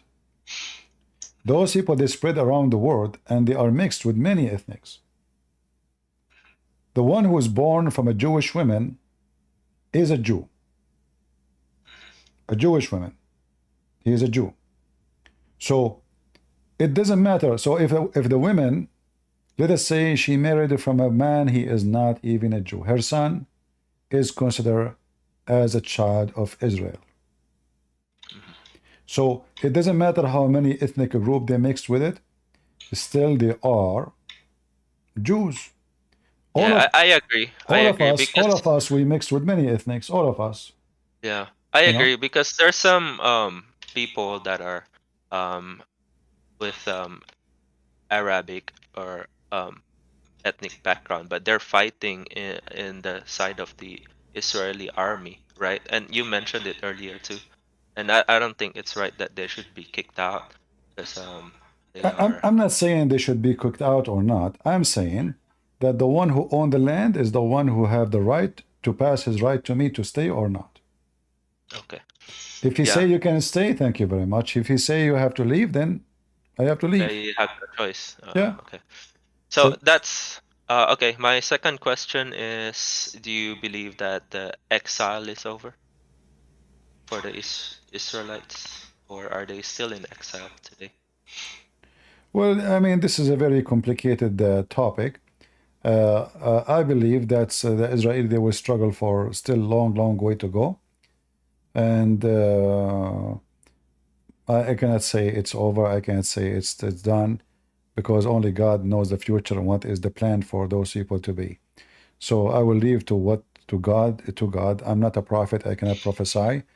I don't know what is hidden, but I know that the Bible says it clearly that this is a land is given to them, and he been promised to have it, like it says, in Genesis chapter 12 and 15, and even in 17. So the land is a promise to them. They will be gathered. The Bible mentioned that as a prophecy. It's happening. I believe it's not done totally yet. Still, there is more to happen. Nations are gathering against Israel. The Bible mentioned that, and it's happening. So there's many prophecies. We will not notice them until they happened. And I believe I agree. And I believe I there's agree. many That's what I prophecies are to believe come. too. Yeah, there's many prophecies believe are going that- to happen. There's many. They are not done yet. I believe still there's many. That's my overall view of prophecy, is that we don't really know it until it happens. Like in hindsight, then we will know that it was fulfilled. Like Only in the book of retrospect. Revelation. When you read it, you won't understand like what it's meant exactly, unless a prophecy happened. Then you can say, oh, this is what it happened here. This is what it says. Yeah. So I believe only after it was already right fulfilled. when it's Then we happened, can then you look will back. understand. Like when Jesus, he spoke, and his disciples are around him. You are not like learning about Christianity from Christian Prince, who knows nothing compared to the church fathers or to Paul or to John. Or so they are talking to Jesus himself, and still they were not able to get to the point he was trying to say to them. Like when he say, where I go, he said, Lord, where you will go? And So each time they're surprised. yeah, As so it was happening. he's Like, talk they don't about know what's he, going he on. talk about something, they understood something, when each time Jesus he mentions something, like when his disciple he says to him, why you don't show us the Father and that's it? So what Jesus said to them, I am with you all this time and you do not know me. So they are with him, they are listening to him, they are in person with him. Still they did not understand that this is the one. You do not need to ask to see God. You are in the presence of God. I am with you all this time and you do not know me. So I believe that we are the same as those disciples. It doesn't matter how much we know about God. God will tell us more for what he already delivered to us, which means will make us understand events will happen in the future based on that in the book. So those events, we will not know them, what they meant exactly, until those things happen. Yeah, and that's why whatever my view, I have some like opinions, but I hold on to them loosely, especially when it comes to prophecy, because we don't really know until it comes to pass, right? So that's kind of like my approach when it comes to prophecy. You just trust God and you just obey Him, you follow Him, you love Him. And my advice to you, don't be particularly correct about rights. Right is subjective always, because rights, if we have a different government in America, the rights, the word rights will change. That's true. So the wrong can be called right, you know, like the right to have sex with the children. Huh? They are fighting for it. So is that a right really, or this is evil? This is evil. So, but you might have a government says you can do that, and now it's right. But we know that this is not right. This is a pure evil. So, right is always subjective to the law of God or the law of evil person. For me, I take the law of God against the law of a man, because the law of God is forever. The law of the man is just temporary, and it fit only for purpose to make a group of people happy, to win election, to do something. You know, like all what we see now, like fighting for the rights of gay. What is the right of a gay? What does that mean? I don't know.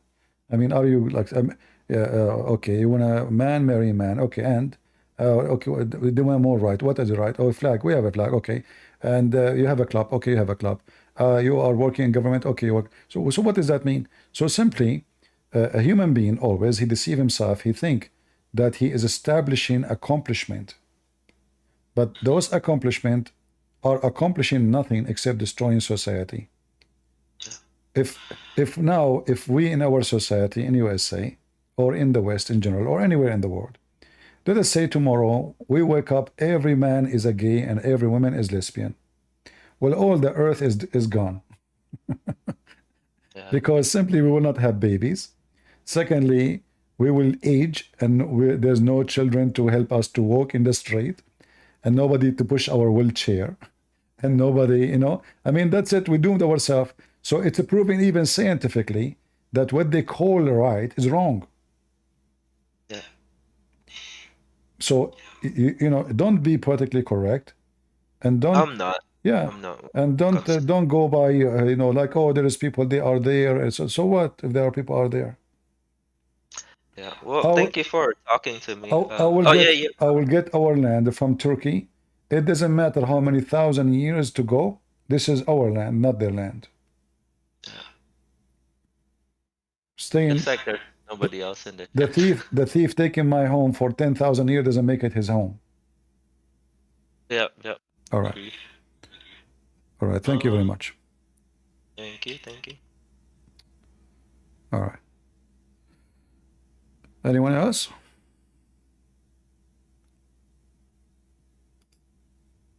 Hello, can you hear me? Go ahead, Athanasius. Yeah, please, I have a question. Like, I was meaning to ask you like a long time ago, but I didn't get the chance really. All right.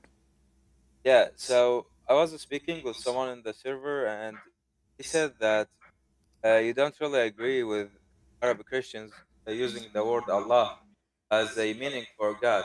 Sure. You see, I'm an Arabic Christian. I'm a Greek Orthodox Christian here in Iraq, and we use the word of Allah as the meaning of God. But Allah is not the one, the Islamic, of course. It is our Lord Jesus Christ. It is the whole eternity. So why do you reject the word Allah? And if you're still rejecting it, although a lot of saints and untouched, you know, like Middle Eastern saints, use the word Allah in their books, in their life, in their prayers, does that affect their sanctity? In your opinion? Well, you know, if I am under the occupation of Muslims for 1,400 years, and then I start using a word which is not biblical, that will not change the fact that it's not biblical. Jesus never mentioned the word Allah, neither Paul, neither John, neither Mark, neither Luke, neither any. Well, so why we are? Brother, but all of them didn't say the word God. No, they use the word God. You know, the Hebrew. They didn't say they didn't speak English in that period of time. No. You see, this is this is Allah, so my friend. Allah. My friend, Allah is not even a word. Allah is a sentence. It's two words, al and lah. Al mean God. La is the, yeah. No, not al-ilah. No, this is wrong. Al-ilah is a different word. Al-ilah is il. You know, ilah. Yeah. So il is a word. Il is a word mean God. Allah is God. La is a God. His name is La. He's a moon God. So when you say I believe in Allah and you pray to Allah, you are not. I understand you are saying we use it as a word meaning God, and you will be judged by your intention. But still, you are using the wrong word because this is not the same word for God. This is Allah. Allah. La It is is a not name. lah, it is lah. No, not al-ilah. You are not worshiping. When you say Allah, Allah is a name. Is not a word. Mean Brother, God. Allah is a word consisting of what do you call it? Alphabets, four huruf. Alif, For lam, ha. So alif lam is al. Then we have the lam ha, which is lah. all right. I want to Lah show you. is I want to show you. lah I want to also show you meaning something. I want for to you. share. I want to share my screen with you. Do you speak Arabic, right? Sure. Yeah, so you can understand what I'm saying. All right. I want to show you. You see my screen? Yeah. All right. Yeah, I'm saying. I want to go. No, don't worry about this verse. I will go to a different verse. I will go to the first lines in the Quran. Here you see, it says Bismillahir Rahmanir Rahim. Do you see it? Yeah, we don't really agree with the word Ar-Rahman because hold on. it is like Forget about God. Ar-Rahman. Forget about Ar-Rahman. Allah, we don't really have a. All right. Yeah, all right. Let us focus on Allah now. Do you see the second sentence? Alhamdulillah. Alhamdulillah, yeah. Alhamdulillah. What happened? What happened to Allah? Yeah, there is a fatha, yeah. No. What happened to Allah? What is Allah? What do you mean? Is Lillah is the same as Allah? No, Lillah basically means for God, right? But La. How I'm saying it. La is a word as a name. It's like being is a name for God. Lahu, Alhamdulillah, li mean two, correct? Li, lah. So the name of the God of Muslim is what? La. Allah. So when you say that you pray in the name of Allah, you are saying I'm praying in the name of God. La. Al is an old Aramaic word in Hebrew too, used as a word meaning God. The new Hebrew and the new Aramaic became Il. So Al become Il. So Allah is God lah. That's why in the second sentence here it says Alhamdulillah. Li, the first letter here, is a letter mean two. You know? So Alhamdu two, praise to lah. Lah. So what is the name of the God of Muslim? Lah. So when you are using the word Allah, you think I'm using just a word. If you ask the Muslims, is Allah a name or a word meaning God? They would say it's a name. Yeah. Okay. So it's not a word meaning God. It's a name of God, and for sure it means God in the same time because it is the name of their God. And what do you think about us as Arabic Christians using it? My friend, I am an Arabic Christian too, but we are doing wrong, and we are here just to share and oppose what is wrong. Are we going to continue blind, following the priest saying wrong? All right, yeah. Those people they are occupied. Those people they are occupied by the terrorist, and they force them to use all kind of words which is not part of our belief. So historically, if we speak historically, my friend, the word Allah was not. You will not find. Okay, hold on. Just to prove to you what my point. You will not find any church is not under the Islamic occupation using the word Allah. Like Turkey is in the border of Greece, correct?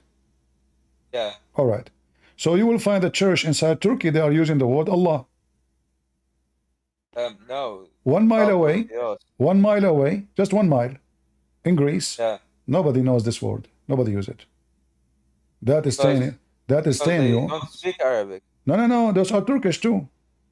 What Arabic? But even in Turkey, they don't really use the. I know. But my friend, still they are using the word Allah. So what happened then? Why the Greek, who they are originally are Greek in Turkey, why they are being forced to use the word Allah? Why Iraqi, who they are Assyrian or Chaldean, they are using the word Allah? Why someone from Syria, someone from Jordan, someone from Egypt is using, all of them, they share one thing, Islamic occupation. If you pass 1 mile away from that location, nobody uses word Allah.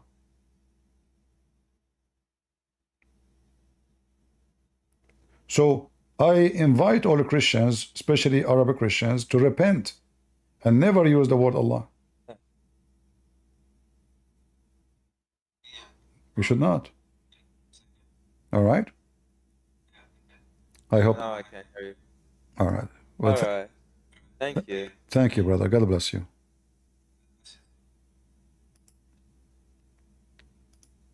All right. User man, are you there? Yeah. Go ahead. Yeah, so are you in stolen land in America or what? I'm what? Are you in stolen land when you're in America? In stolen land? Yeah, from the Native Americans. I did not steal land from anybody. I'm asking if the founding fathers and the original colonies stole land from the Native Americans. Well, what I know that the Indian American, they have their land. Nobody take their land from them.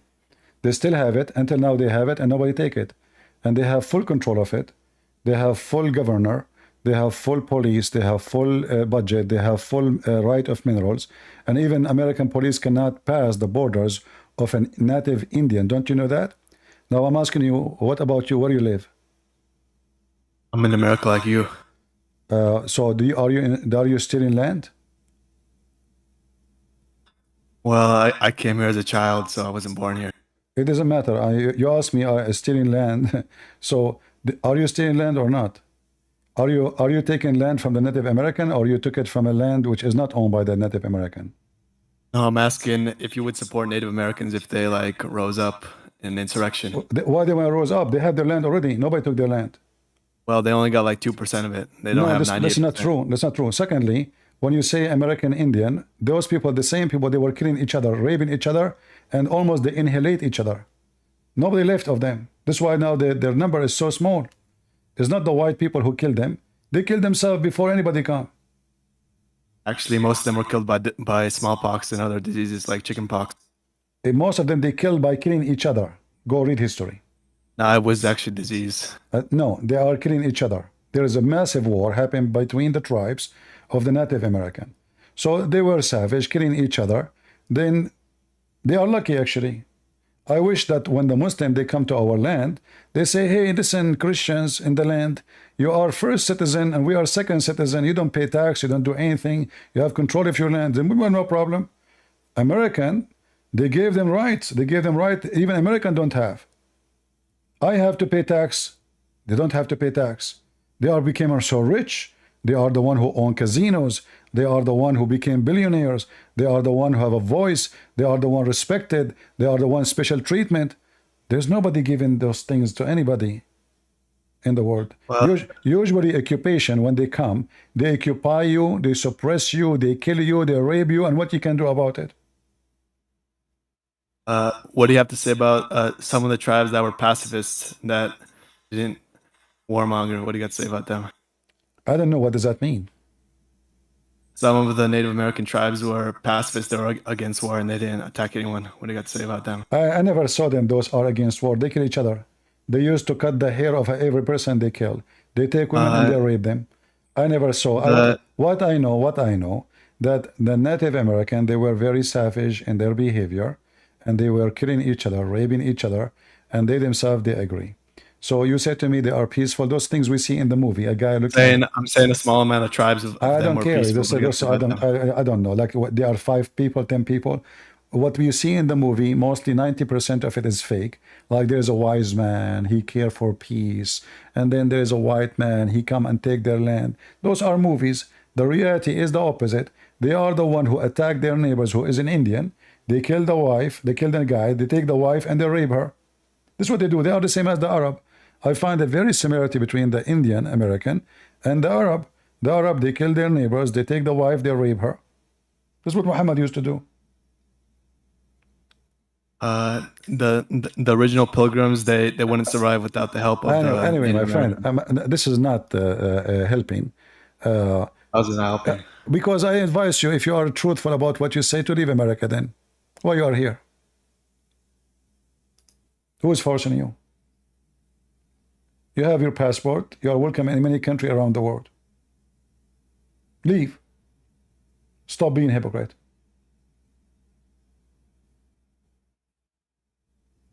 Why you are here?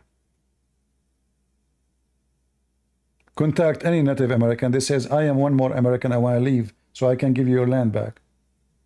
They will buy you a ticket. Go and leave. Go to China. This is a stupid conversation. Always hypocrite. Like Qatar TV, the Jazeera, they make a documentary about how bad the situation for the American Indian. But reality is the opposite. Qatar itself is the land of occupation. They occupy their land. They kill the local, and then they claim that they are the good ones. In America, the Indian, they live like kings. They have right, nobody have. They are favored over all kind of citizen. They are citizen number one, in fact. We are citizen number two. This is reality.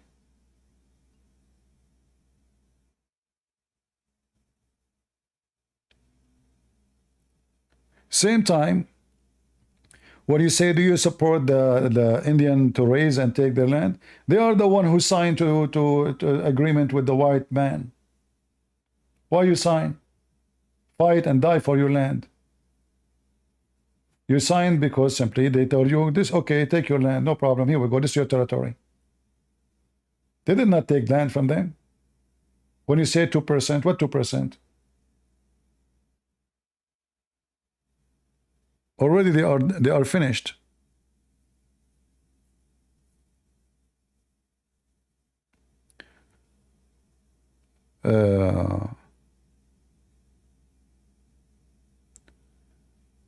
What do you think will happen in Israel and Lebanon? Nothing.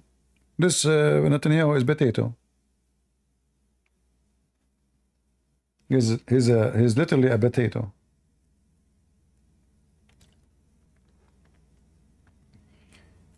Today at night, by the morning, they will send some airplane bombing here, there, empty places, empty warehouses, smoke come out, and they will say we respond. Just wait. I don't expect him to do much. I wish I'm wrong, but I don't think so. See, the Bible, like, you know, why we don't read the Bible, my friend? Like, even in the tradition, like in the Middle East, we say, if it's going to rain, we should see cloud. Do you see cloud? Where are they? When you want to go to war, when you prepare yourself to war, do you know what you do? You draft hundreds of thousands of soldiers, and you move them toward the direction where the war will be. Until now, nothing happened. Nothing. They did not even ask people to prepare to go to basement and etc.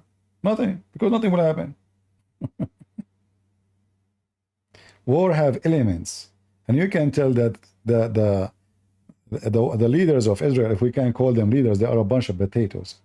They are just trying to finish. Like, it's like somebody, you know, you hire somebody to clean your house, and your window is so dirty. But, you know, okay, I will clean your window. So he go to the kitchen, he grab a towel, which is so dirty. He make it wet. He come back and he start touching the window. But now he made your window more dirty. This is what the Israeli leadership is doing now. They are making things more dirty. They are not cleaning up. They are making, in fact, Hezbollah stronger. Because Hezbollah now, when they reach agreement with Hamas, if they do, the war will stop, and Hezbollah will say, see, we stood for Israel for 8 months. They did not dare to do anything with us. Who can deny that? 9 months, they did not dare to respond. It's true. Israel did nothing. Yesterday, Hezbollah shot 100 rocket. 100. What the Israeli did? They bombed 2 empty buildings and there's nobody there. Empty. Totally empty. They did not even kill a chicken. So they are playing a game of politics. They're trying just to present themselves. We are doing something. Like, come on, don't you see?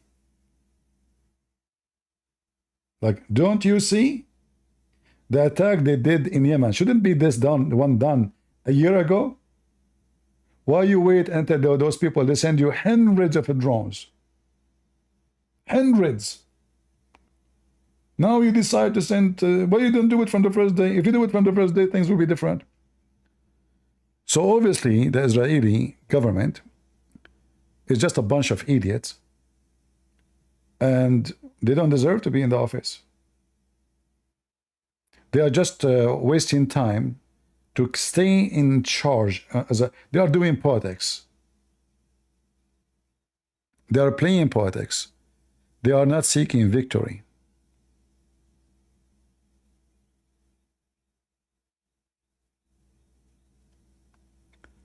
All right.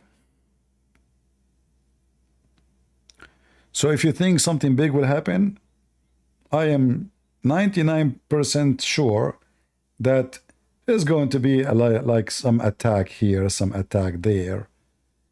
And tomorrow morning, Hezbollah will respond and send some rocket. And then we go back to our same thing. Stupid Israeli. Nice to meet you.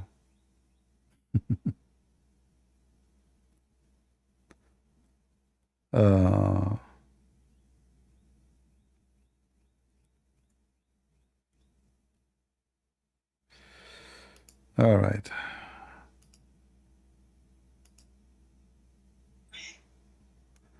Go ahead. Hey, CP.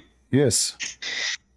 Yo, I like you. I know you don't like conspiracies and stuff. But see, I was hearing you talk about how you're just so disappointed by Israel just not pulling the plug, right? Not doing the job, right? Right. And it made me think, there's this Freemason who actually created the Freemason. Well, wrote the 33 degrees of Freemasonry, called Albert Pikes. I don't know if you know him. Okay, I'm listening. And basically, in the 19th century, he wrote a letter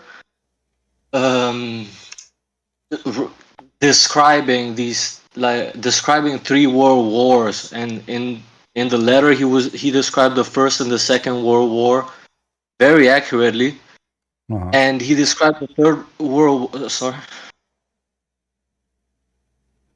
and he described the Third World War as a war between the Muslim world and the Hebrew world.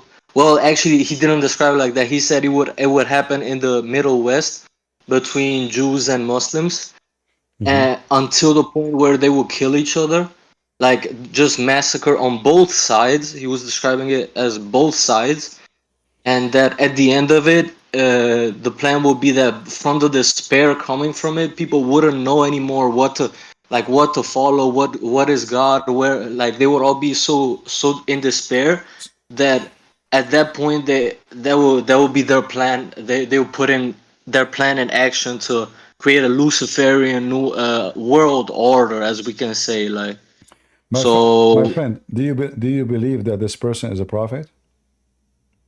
No, not a prophet. So, actually, this. If is it a plan? You think it's a plan? Yeah.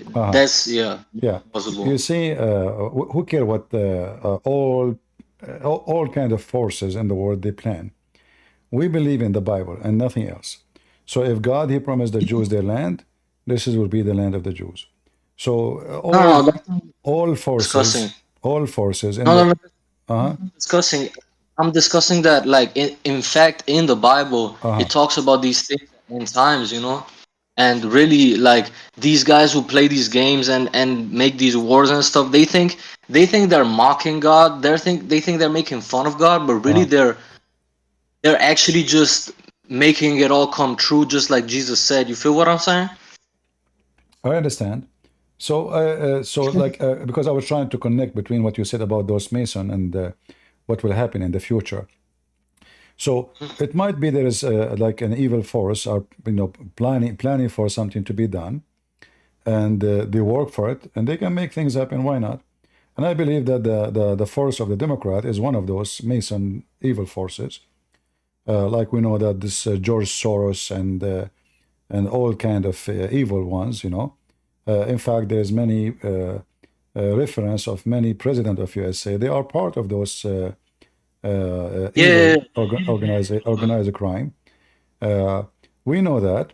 However, we as a Christians, when we make decision based in Bible. So if a person, let us say Trump now, he is sponsored secretly by the Mason.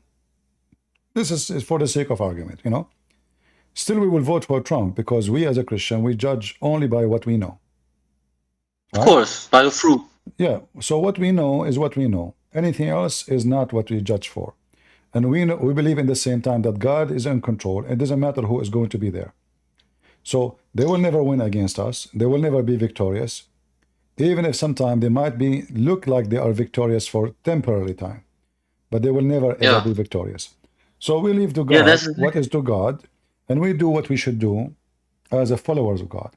And that is to vote for someone we believe he is more close to us in a biblical way, against the one who publicly opposing Jesus and mocking Jesus, like the Democrat. Yeah. So a Christian, a Christian, he cannot be claiming to be Christian and he vote for Democrat. Those people, they are mocking Jesus every day. Correct? So how you can vote for them? How somebody is an African American, he's a Christian, he vote for Joe Biden. You are voting for Antichrist. How somebody can vote for Democrat when they do everything they can? I mean, look, they send their American wicked ones all the way to France to mock Jesus. The elections were rigged, though. So they are, they made themselves enemy to Jesus. I mean, you can make all kind of scenery. Why Jesus? Why Jesus? So they are waging war in Christianity. So you cannot be Christian.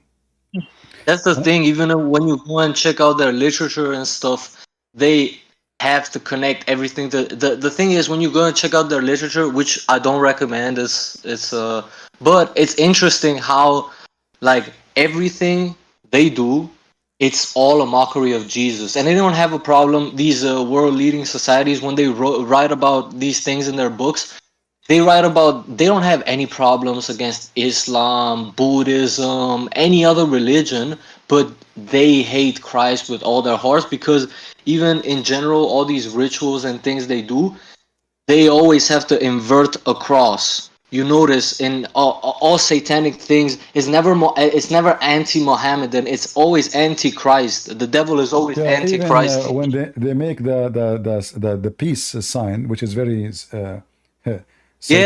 It's an upside down cross with the sticks broken. Same as Hitler's cross. Same as all of them. They share the same. You see, Antichrist is anyone who denied the Father and the Son. Muslims are Antichrist. Those Masonic are the Antichrist. Joe Biden is Antichrist. Liberals Antichrist. In Europe, Antichrist. Antichrist is not only just a group of people or connected to an ethnic group. It's whoever he mock God and he make God his enemy. You see, like if a person, let us say he is a Hindu, and he come to me, he says, Christian Prince, I don't believe in Jesus. But he don't make his life is about mocking Jesus. Why you want to mock Jesus? Jesus never spoke about you. Why never attack you? Why you want to do that?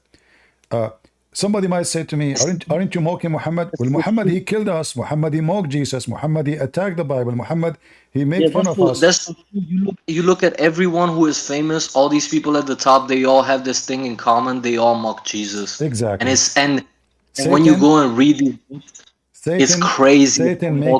Satan support those who mock God. He will make you rich. He will make you powerful. Yeah, he will give you all four corners of the earth. He will put you in position. He will get you the support. He will manipulate the truth, and he will make you even look like a good person. So he can use you. He can use you, to be his image. So while Jesus is the visible image of the invisible God, Those leaders are the visible image of the invisible Satan. And we need to understand that. And how we know that they are the visible image of the invisible Satan? Everything they do is satanic. Everything they do. You cannot find one thing they stand for is not satanic. All right? Mm-hmm. Yeah, that needs to be clear. You know, that needs to be, because everyone wants to close their eyes every single time, every single that it's about Jesus. Every single time the Jesus argument comes up, everyone just wants to close their eyes, look away. But at the end of the day, you just end up stabbing. You know, you end up doing the same thing that the Jews did when they betrayed Jesus, or the Romans did when they didn't like go against it. At the end of the day, we're betraying God when we close our eyes and we deny the injustice that is going on. Because, man, how could you not see it? Just stop playing, You man. know, It's not about. Christians too, they mock Jesus. Like when Netflix they make a movie to mock Jesus, and then you go and you pay Yeah, the chosen subscription. ones. What? You are mocking Jesus. When you vote for Democrat, you are mocking Jesus. When you vote for abortion, you are mocking Jesus. You vote for homosexual, you are mocking Jesus. When you know, there's many people. This is why Jesus says, "Not everyone says to me, Lord, Lord, will enter the kingdom of my Father, but the one who do His will." So many of those It says also in billions. James that one is not saved by faith alone, but also by his works. Exactly. From their fruit you shall know them. So we as a Christians, we are Christians only when we stand against evil. Those who vote for evil, they are evil and they are no Christians. So I believe, this is my belief, every single person who votes for Democrat, he is an Antichrist. Because I cannot find one thing Democrat they stand for is not Antichrist. Not even sometimes even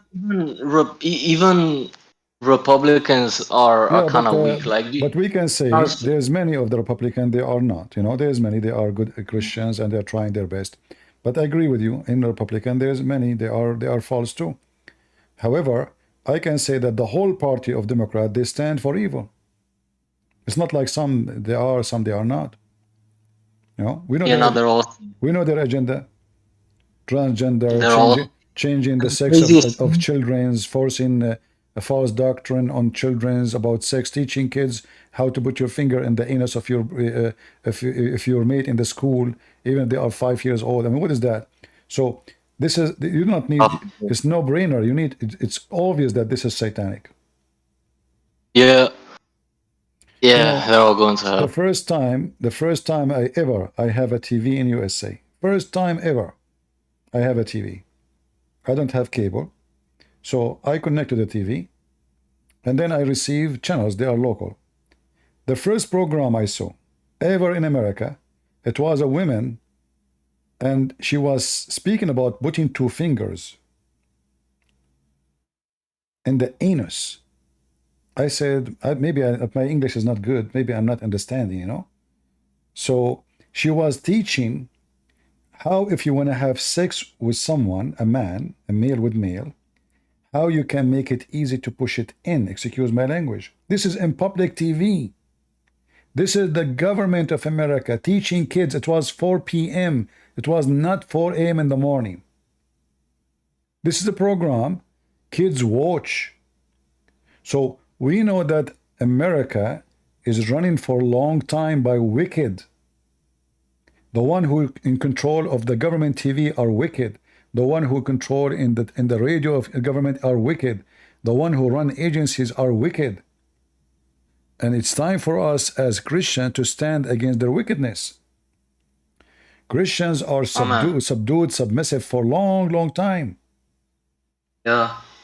Nah, I hate that too, man. Because even the Muslims, a lot of the Muslims converts from Christianity, they look at Jesus as like a weak God, and that's so sad because they say like, oh, Jesus always turned the cheek, he never fought back, but they forget that Jesus is the same God of the Old Testament.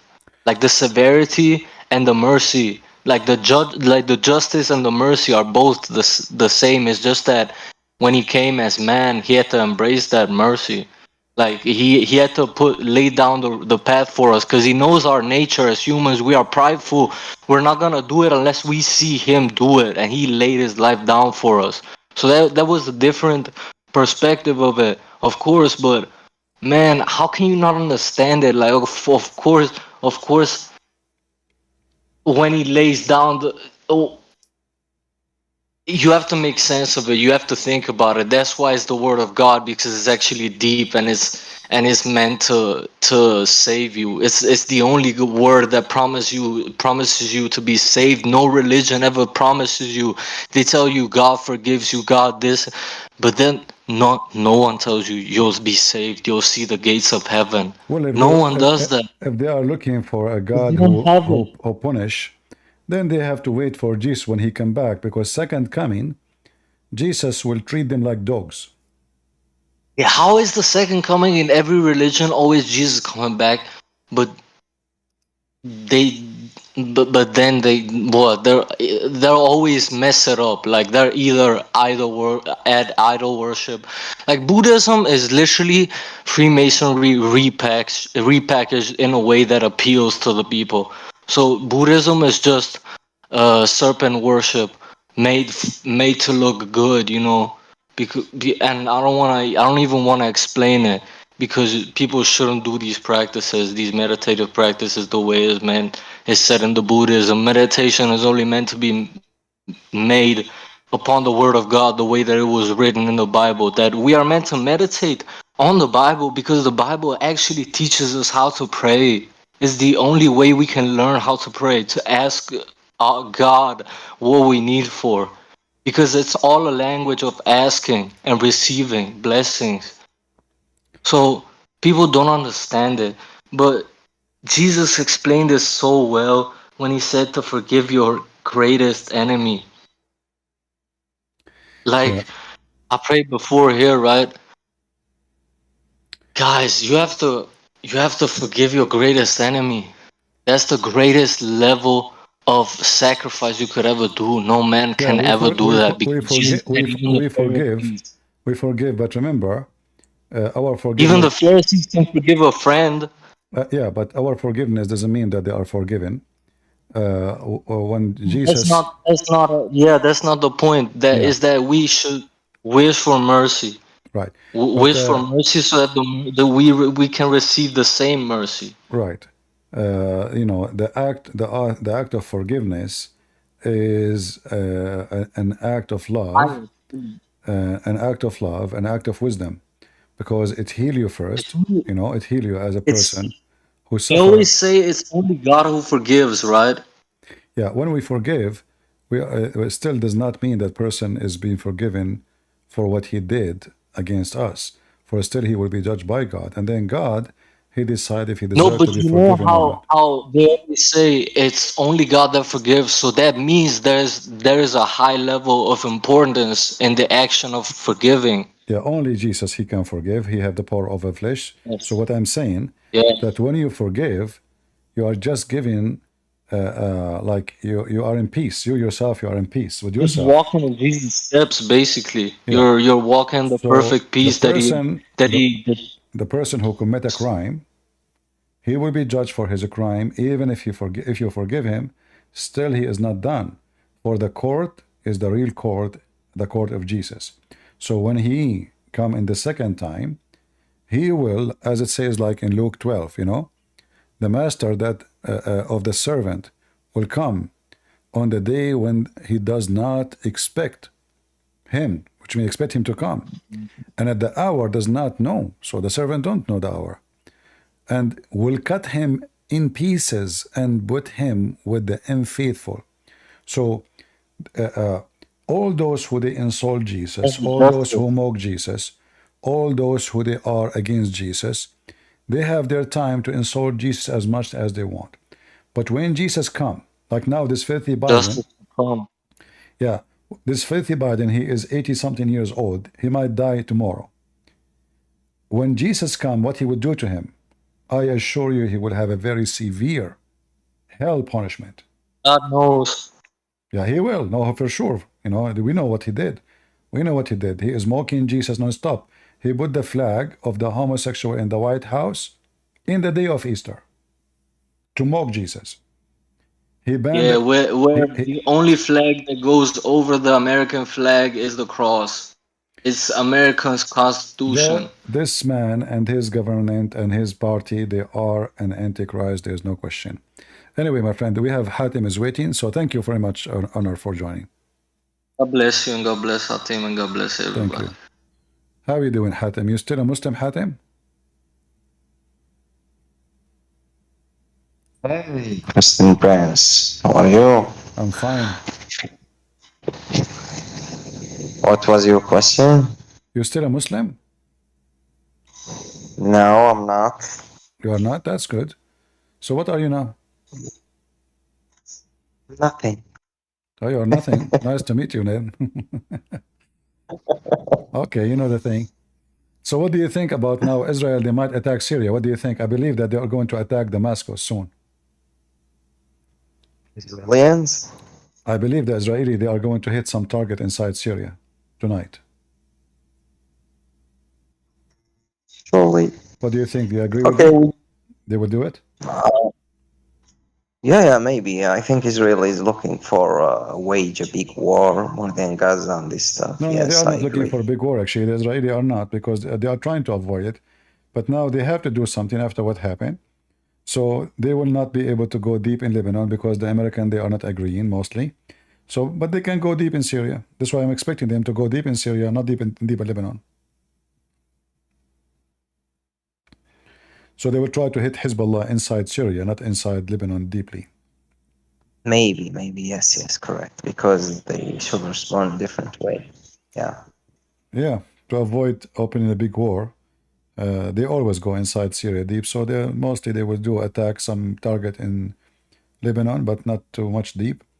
But they will go deep in all the way to Damascus, I believe, or maybe Aleppo, or you know. But yes. For in your opinion, by your vision, what do you think Israel should do? Obviously, they are not going to do anything really, nothing serious, you know, because the government of Israel right now, they are just doing political game. You know, it's not really a serious. They're not trying to solve a problem. It's like somebody he go to work every morning, he don't know who's going to hire him. So they are dealing with issues day by day. They don't have obviously don't have a long-term plan, and they are very confused. And they are waiting maybe for Joe Biden to die and Trump maybe to come. But that will be many months if it happened. We don't know. So the Israeli for now, they are very confused. And I hope I'm wrong, but I'm expecting them not to do much. They will attack a few targets in Syria and a few targets in Lebanon. And then they made themselves that they did a good job. You know, just to make a big flame. Maybe they will hit some targets of a fuel or big fire, to make fire like that's the one they did in Yemen. It's a short time, but nothing serious. Even though they will try to make it as something big, but I believe it's not going to be big. But I hope I'm wrong. Because for me, I wish they will hit severely Hezbollah, but they are not going to do it. I know this Netanyahu is a potato. Yeah. All right. I'm not going to keep you longer, guys. We are here for many hours. You know, every Sunday we open our microphone to all of you to join us, especially Christians. And I hope you guys enjoy the way and the topic we mentioned. And remember one thing, you know, you as a Christian, when you do what Christians should do, not when you wear a cross or you call yourself George or Christian Prince. Christian is not someone he called himself a Christian, is someone who act as one. So if you vote for the Democrat or any liberal party anywhere in the world, you are an antichrist. For they stand for everything against the Bible. Every law they accomplish is against the Bible. Remember that. They are the one who mock Jesus. Don't tell me you vote for Democrat because they have good heart. They have good heart by mocking Jesus. When those Democrats, they send their drag queen, filthy creature, all the way to France to mock Jesus, is that because they are people who are good or because they are wicked? What the Olympic have to do with mocking Jesus? Why the wife of Joe Biden is praising the one who mocked Jesus? Why Joe Biden, he invite them to the White House, those who mock Jesus? And still you want to convince me that you are not voting for the one who is an antichrist? You are doomed and you are a devil if you vote for them. I assure Joe Biden and his gang, I will vote for Trump 1,000,000,000 times, but I will never vote for Democrat ever in my lifetime, over my dead body. This is the party of the devil, and they are the devil. As Jesus is the visible image of the invisible God, the liberals are the visible image of the invisible Satan. And whoever votes for them, he is part of the plan of the devil. So shame on you if you vote for Democrat. Shame on you. Thank you all for being here. God is good. So is Jesus. And until we see you tomorrow, I hope. Until then, go ahead, leave your comment. But most of you are even cheap to leave a comment. So what I can say? I cannot ask you to do anything. Many of you are just Christians by name. The Lord, he says, from their fruit you shall know them. And when a human being, he claimed to be Christian, he don't even have a fruit to type. They will type it's a fashion. They will type if it's a comedy. They will type if it's a movie, cursing Jesus. But when we ask them to unite, to join the force, to be with us, to fight against the devil, we don't find them, nowhere to be found.